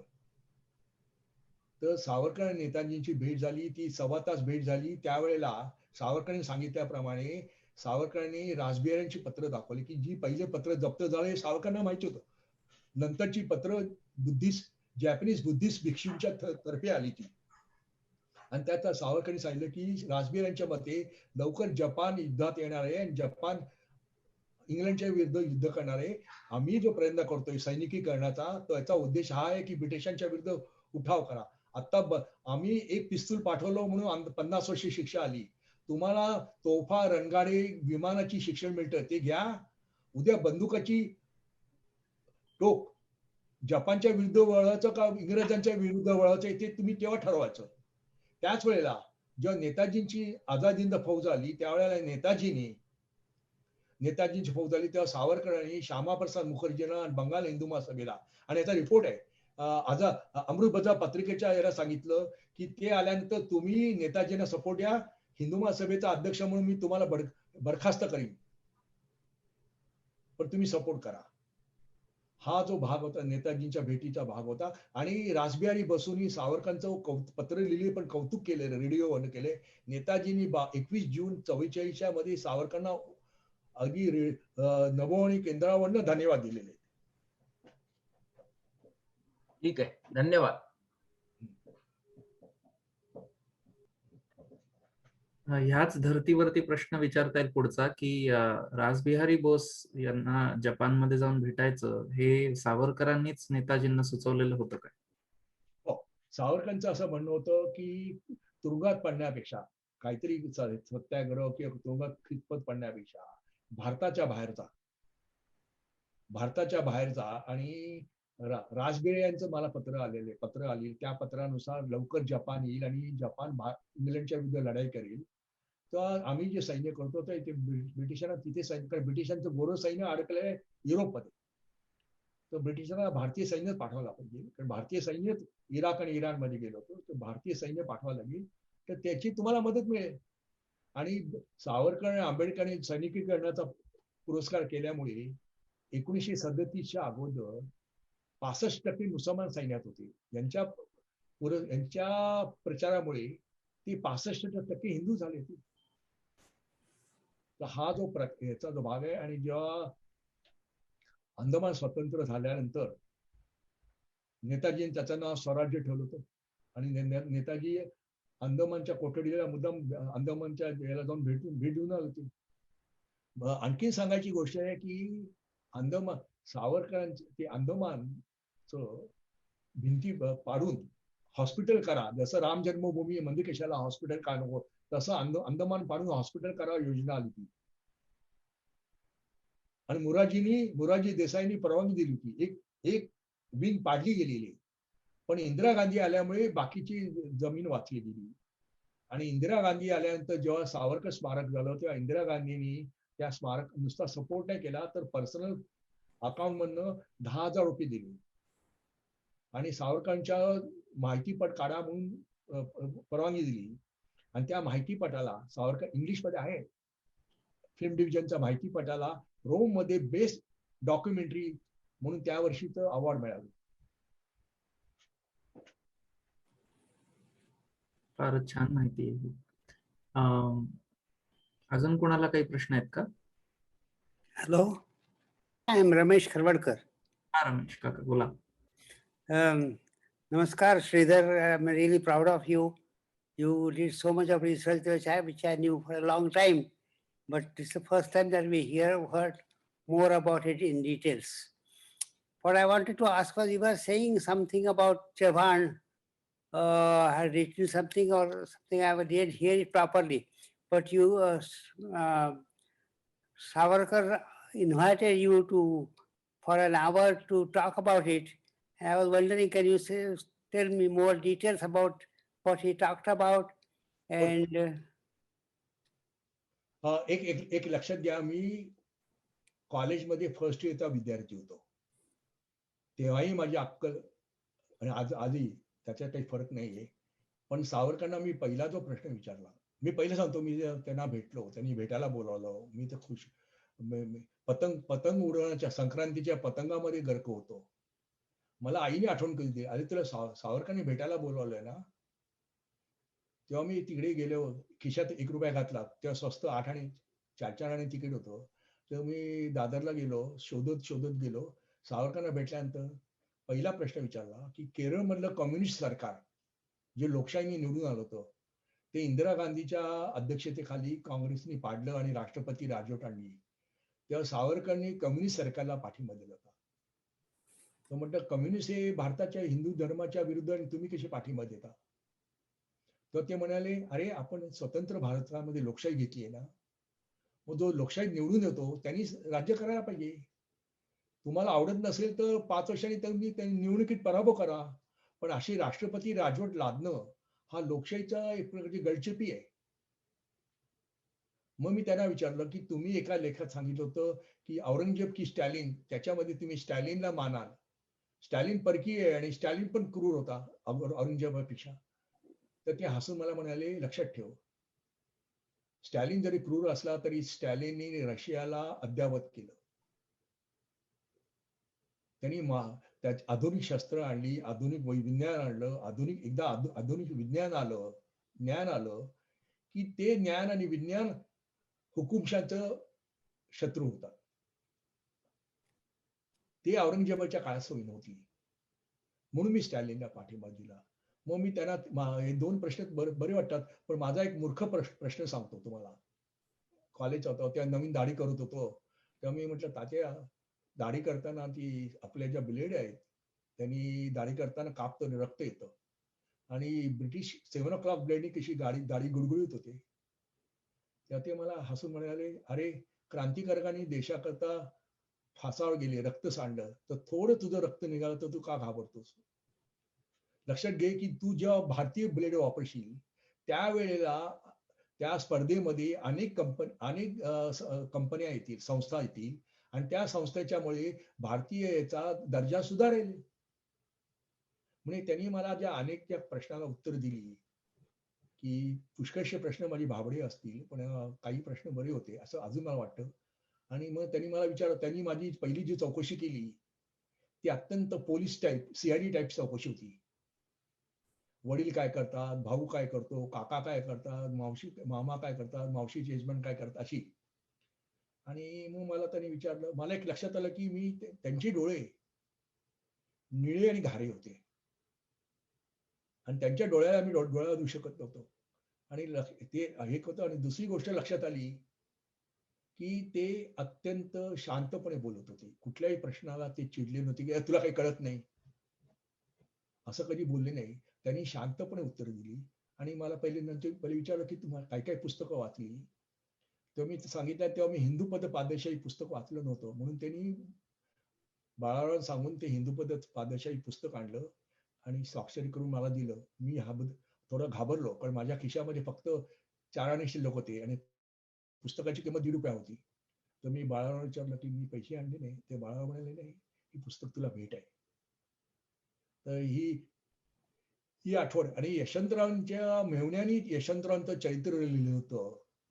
त्यामध्ये थोडी असं लिहितं, की यशवंतराव कराडून चालत रत्नागिरीला गेले होते सावरकरांना भेटायला आणि सावरकर पत्ते खेळत होते आणि भगतसिंगला फाशी दिल्यानंतर सावरकर म्हणाले, भगतसिंग, असं होतं. तेव्हा मी पत्र लिहिलं होतं. तेव्हा मला म्हणाले, की एवढं काय? तर मी म्हटलं, त्यांचे सचिव म्हणे, एवढं काय? म्हटलं, अहो, यशवंतरावांचं चरित्र आहे, ते सगळ्या काँग्रेस पक्षाच्या ऑफिसमध्ये कपाटात जाणार. लोक वाचतील की माहिती नाही, पण विनाकारण गैरसमज होणार. आणि मी इतिहासाचा विद्यार्थी आहे, मला म्हणून मी तुमच्या नजरेत आणू इच्छित होतो. तेव्हा ते नंतर त्यांनी सांगितलं की आम्ही पत्र लिहिलंय, यशवंतरावांनी माफी मागितली, मराठ्यामध्ये प्रसिद्ध झालेली आहे यशवंतरावांची माफी.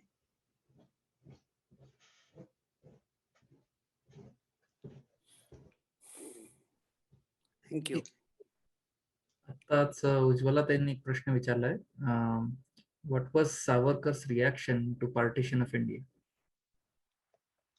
एक सांगतो की ज्या वेळेला पार्टिशनची घोषणा झाली फाळणीची, तेव्हा सावरकर एवढी चिडली होती की त्यांनी ते घड्याळ उचललं आणि रेडिओ फेकून मारलं होतं आणि रडले होते. पण सावरकरांना फाळणी होणार हे माहिती, म्हणजे त्यांची हे होती, ते आपल्याकडनं शक्यतो प्रयत्न करत होते ते फाळणी टाळण्याकरता.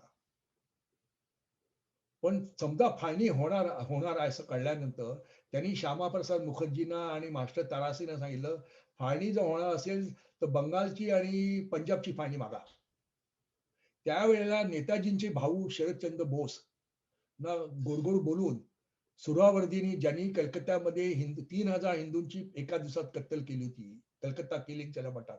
माझ्याकडे तो कलकत्ता किलिंगचा 7 दिवसाचा सीआयडीचा रिपोर्ट आहे. त्या सुहरावर्दींनी शरदचंद्र बोसांना घेऊन सोनार बंगाल हा वेगळा देश व्हावा अशी कल्पना मांडली होती. पण सावरकरांच्या अग्रणी डॉक्टर श्यामाप्रसाद मुखर्जी आणि मास्टर तारासिंगने केलं की मग फाळणी करायची असेल तर बंगाल पंजाबची फाळणी करा. आणि त्याला फाळणीची घोषणा 2 जूनला झाली 47ला. पण काँग्रेस पक्षाचा 24 मार्चचा ठराव आहे, फाळणी करा बंगालची आणि पंजाबची. हा सावरकरांच्या याच्यामधला तो भाग होता. आणि मला महत्वाची गोष्ट सांगायची की कोणी मला अजून प्रश्न विचारला नाही, पण गांधी आणि सावरकरांच्या संबंधाबद्दल महात्मा गांधींना सावरकरांच्या बद्दल अत्यंत आदर होता. सावरकरांची सुटका व्हावी म्हणून त्यांनी 1921च्या याच्यामध्ये लेख लिहिलेला आहे, अग्रलेख लिहिलेला आहे. गांधी सावरकरांची तीनदा भेट इंडिया हाऊसमध्ये झालेली आहे. त्यांनी सुटका व्हावी म्हणून नारायण सावरकर प्रयत्न करत असताना गांधींनी अग्रलेख लिहिलेला आहे. आणि त्यानंतर 37ला सुटका व्हावी म्हणून जे होते, त्यात आपल्या काही लोकांचं असं असतं की दुसऱ्या लोकांना खाजवणं म्हणतात ना, तसा भाग प्रकार होता.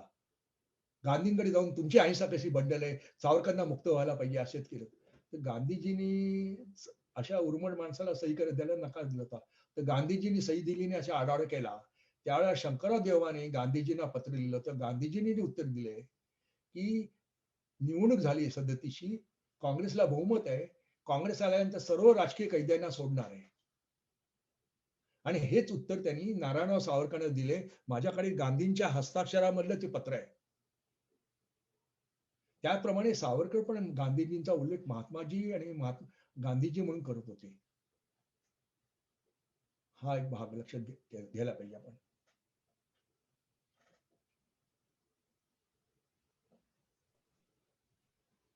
अजून कोणाला प्रश्न आहे का? अजून कोणी गांधी हत्येबद्दल, ते सावरकरांचं याच्याबद्दल कोणी विचारलंच नाही. तू विचार. गांधी हत्येचा खटला खूपच मोठा विषय आहे. माझ्या मते पुढच्या व्याख्यानाचा विषय होईल तुमच्या. त्याच्या 10 सीडीज दिल्लीला आहेत.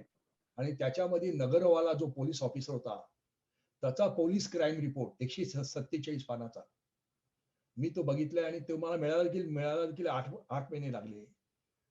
तर त्याच्यामध्ये त्यांनी नोंद केली होती की सावरकरांच्या घरावर 3 पोलीस होते आणि ते वेगळ्या वेशात असायचे. आणि त्यांनी दिले की जानेवारी महिन्यामध्ये नथुराम गोडसे, आपटे आणि सावरकरांची भेट झालीच नाही असं नगरवाला देतो सीआयडी रिपोर्टच्या आधारे. त्याचप्रमाणे दप्तरी म्हणून जे वकील, सरकारी वकील होते, ते अमेरिकन अँबॅसेडरला हा गांधी हत्येचा खटला सुरू झाला जूनमध्ये, जुलैमध्ये अमेरिकन अँबॅसेडरनी त्यांना लंचला बोलावलं. आणि दप्तरी इतके घाबरले होते की त्यांनी आपल्या बायका मुलांना लंडनला पाठवलं होतं सुरक्षित करता म्हणून. तर दप्तरी भेटल्यानंतर त्यांनी जे बोलणं झालं ते अमेरिकन अँबॅसेडरने, वकील राजदूतांनी वॉशिंग्टनला पाठवलं. त्याची मला प्रत बघायला मिळाली. त्यात त्यांनी दिलं, दप्तरी सांगले की सावरकरांना विनाकारण गोवलेलं आहे, ते सुटणार. पण त्याचबरोबर सांगतो की सावरकरांना नेहरूंच्या आकसाने गोवलं गेलं नाहीये. गांधींची हत्या 5 वाजून 10 मिनिटांनी झाली. 6 वाजता पाकिस्तान रेडिओनी अनाउन्स केलं नथुराम गोडसेचं नाव. आणि याच्याकडे नगरवालाकडे चौकशीची जबाबदारी दिली. त्याच्या अगोदर हिंदू राष्ट्र दल नावाची एक संस्था काढली होती हिंदू महासभेच्या लोकांनी. त्यांना संघ बुळबुळीत भेंडी सारखा बुळबुळीत वाटत होता म्हणून त्यांनी हिंदू राष्ट्र दल काढलं. नथुराम गोडसे, आपटे, ज.द. जोळेकर अनेक लोक होती. त्यात माटे होते, श्रीम माटे होते. त्या संस्थेचे काही लोकांना पकडले होतं. पुण्याच्या बॉम्बस्फोटमध्ये 2 बॉम्बस्फोट झाले होते. कॅपिटल थिएटरच्या बाजूला आणि पुणे नगर वाचनालयामध्ये मुंबईमध्ये. तर काही लोकांना पकडलं होतं. तेव्हा नगरवाल्यांनी प्रत्येकाला बाजूला नेऊन नथुराम गोडसेने हत्या केली अशी सांगायला सुरुवात केली. यांना मारपीट झाली होती, घाबरले होते. आणि नथुरामनी हत्या बोलल्याबरोबर हे पोपट बोलायला लागले, नथुरामनी हत्या केली ना म्हणजे आपटे असणार, नथुराम आपटे असणार ना म्हणजे सावरकर असणार. हे 7:30चा रिपोर्ट आहे. ऑफकोर्स त्यानंतर तो पुढला जो गांधी हत्येचा खटला आला, सावरकरांच्या बाजूनी जे वकील होते त्यातले एक महत्वाचे वकील होते चित्तरंजन दासचे भाऊ, ते पाटणा हायकोर्टचे चीफ जस्टिस होते. ते वकील पत्र घ्यायला तेव्हा त्यांची फी त्या काळामध्ये 5,000 रुपये होती. तर सावरकर मुक्त झाल्यानंतर सावरकरांनी तो चेक पाठवला. त्यांनी परत केला, ते परत नाही केला. म्हणाले मी तुमच्याकडनं तो चेक कॅश करणार नाही, मी तुमचं वकीलपत्र मला भावनेने वाटलं पण तुमचा चेक मी माझ्या याच्यावर तुमची स्वाक्षरी म्हणून जपून ठेवणार आहे. सावरकरचे 8 वकील होते. त्यात एक बेंगलोरचे वकील होते, कन्नडा, एक आंध्रचे होते, तामिळीन होते, मराठी तर होते, हिंदी भाषिक होते. तर संपूर्ण याच्यामध्ये तो जो संपूर्ण सरकारी डाव होता तो बडगेच्या साक्षीवर होता. पण त्याच बडगेनी मनोहर माळगावकरांना, जे मनोहर माळगावचं पुस्तक आहे मेन हू किल गांधी मध्ये कबूल केलं की मला माझी मारहाण चुकवण्याकरता आणि पोलिसांनी सांगितलं म्हणून मी सावरकरांचं नाव गोवलेलं आहे. खोटं. ते हा पुढला जो गांधी हत्येचा होऊ शकतो. पण महत्वाची गोष्ट अशी आहे की हे केवळ आकस्मिक गोळ, कारण असं झालं होतं की फाळणी झाल्यामुळे काँग्रेसच्या विरुद्ध एक वातावरण निर्माण झालं होतं. आणि त्या वातावरणात त्याने भीती वाटली की पुढली इलेक्शन झाली तर आपण हरू. म्हणून चीफ मिनिस्टरच्या बैठकीमध्ये, नोव्हेंबरच्या बैठकीमध्ये संघावर आणि हिंदू महासभेवर बंदी घालावी का विचार चालला होता. त्याच्या अगोदर 15 ऑगस्टला 17 ऑगस्टला ब्रह्मदेश सगळं मंत्रिमंडळाची हत्या झाली होती. तो गांधी हत्या झाल्यानंतर यांना वाटलं की असा काही मोठा कट आहे का, अशा अनेक उपप्रवाह. आणि तिसरा प्रवाह होता कम्युनिस्ट आणि सोशलिस्ट लोकांचा काड्या लावण्याचा. जसं महाराष्ट्रात जी घरं जाळली गेली तशी कम्युनिस्ट आणि सोशलिस्टांनी बदनाम, आणि त्याला नेहरूंची, रफी अहमद किदवई आणि नेहरूंची त्यांना फुस होती.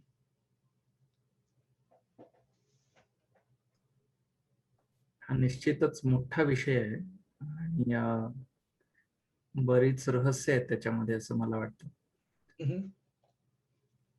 पण दुर्दैवाने आपले संशोधक, आपले लेखक, प्रसिद्ध लेखक, मी नाव घेत नाही, की ज्यांनी गांधी हत्येवर पुस्तक लिहिलंय, गांधी हत्या खटल्यावर अनेक प्रसिद्ध लेखकांना मी सांगितलं दिल्लीमध्ये कागदपत्र सीआयडीची, आम्हाला काय जरूर नाही, आम्ही वाचन केलेलं आहे, पुस्तकं वाचलेली आहे, झालं.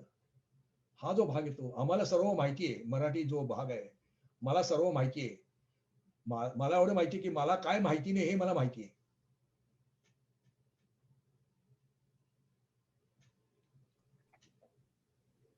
अनिता ताई, तुम्हाला प्रश्न आहे का? मला प्रश्न नाहीये, पण मला असं सांगायचं वाटतं की श्रीधरजी तुम्ही आज खूपच सुंदर माहिती दिली. आणखीन तुमचं म्हणजे व्यासंग खूप चांगला इतिहासकार म्हणून तुम्ही सगळं व्यवस्थित डिटेलमध्ये माहिती दिल्याबद्दल थँक्स, धन्यवाद, एवढंच म्हणायचं होतं. थँक्यू अनिता ताई. अजून कुणाला काही कॉमेंट्स वगैरे असतील तरी हे करा, प्रश्न नसतील तरी कॉमेंट्स दिले तरी चालतील.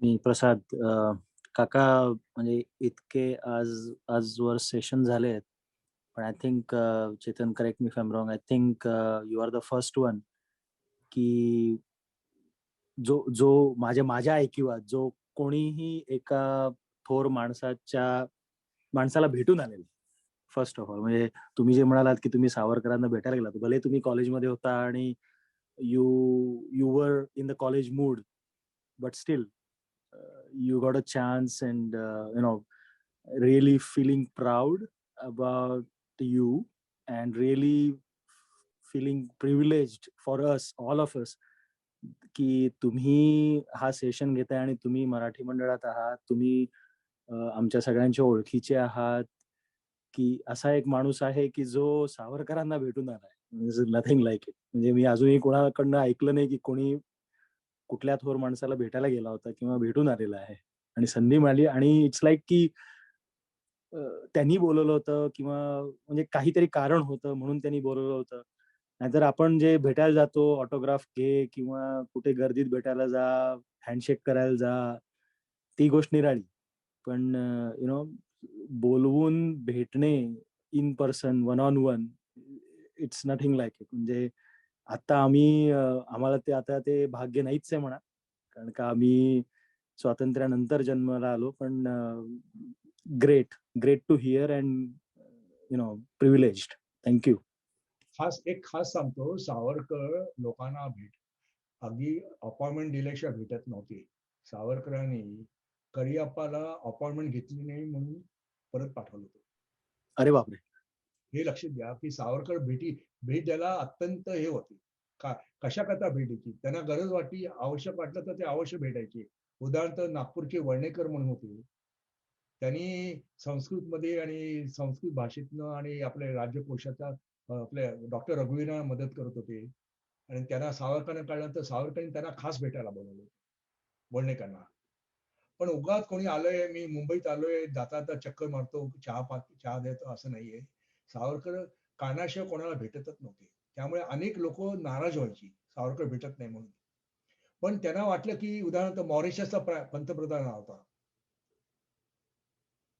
नेताजींना, मॉरिशसच्या पंतप्रधानाला थोड्या म्हणजे प्रिव्हियस अपॉइंटमेंट शिवाय 2 तासाच्या याच्यामध्ये नेताजी आले, त्यांना तुम्हाला भेटायचं म्हणतात, सावरकर भेटले.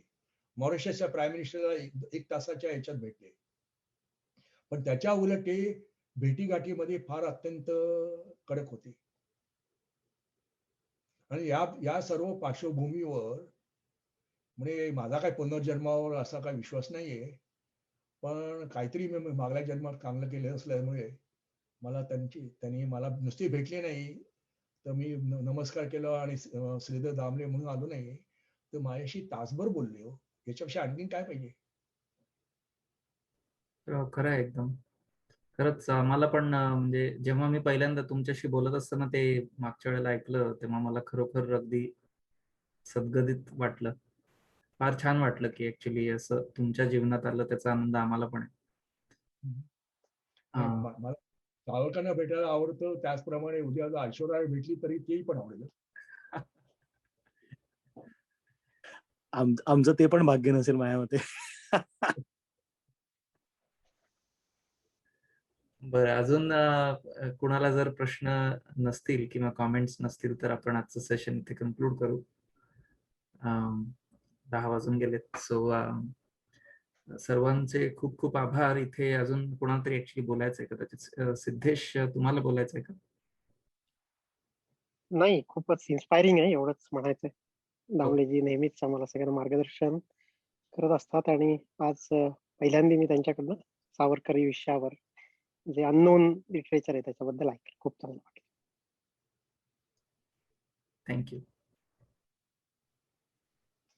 नाम बळे और दर्शन खोटे असं नाही ना. मी रेकॉर्डिंगचं थांबवतो. दामले काका, तुमचे खूप खूप आभार. इतकं छान व्याख्यान तुम्ही आमच्यासाठी आणलं. आपण पुढे काही महत्वाचे विषय आत्ताच आपल्या ह्याच्यामध्ये चर्चेत पण आलेले आहेत. आपण त्याच्यावर एखादी छोटीशी व्याख्यानमाला घेऊयात आपण इतिहास मंचासाठी. तर तुर्तास आत्ता आपण इथे रेकॉर्डिंगचं तरी मी थांबवतो.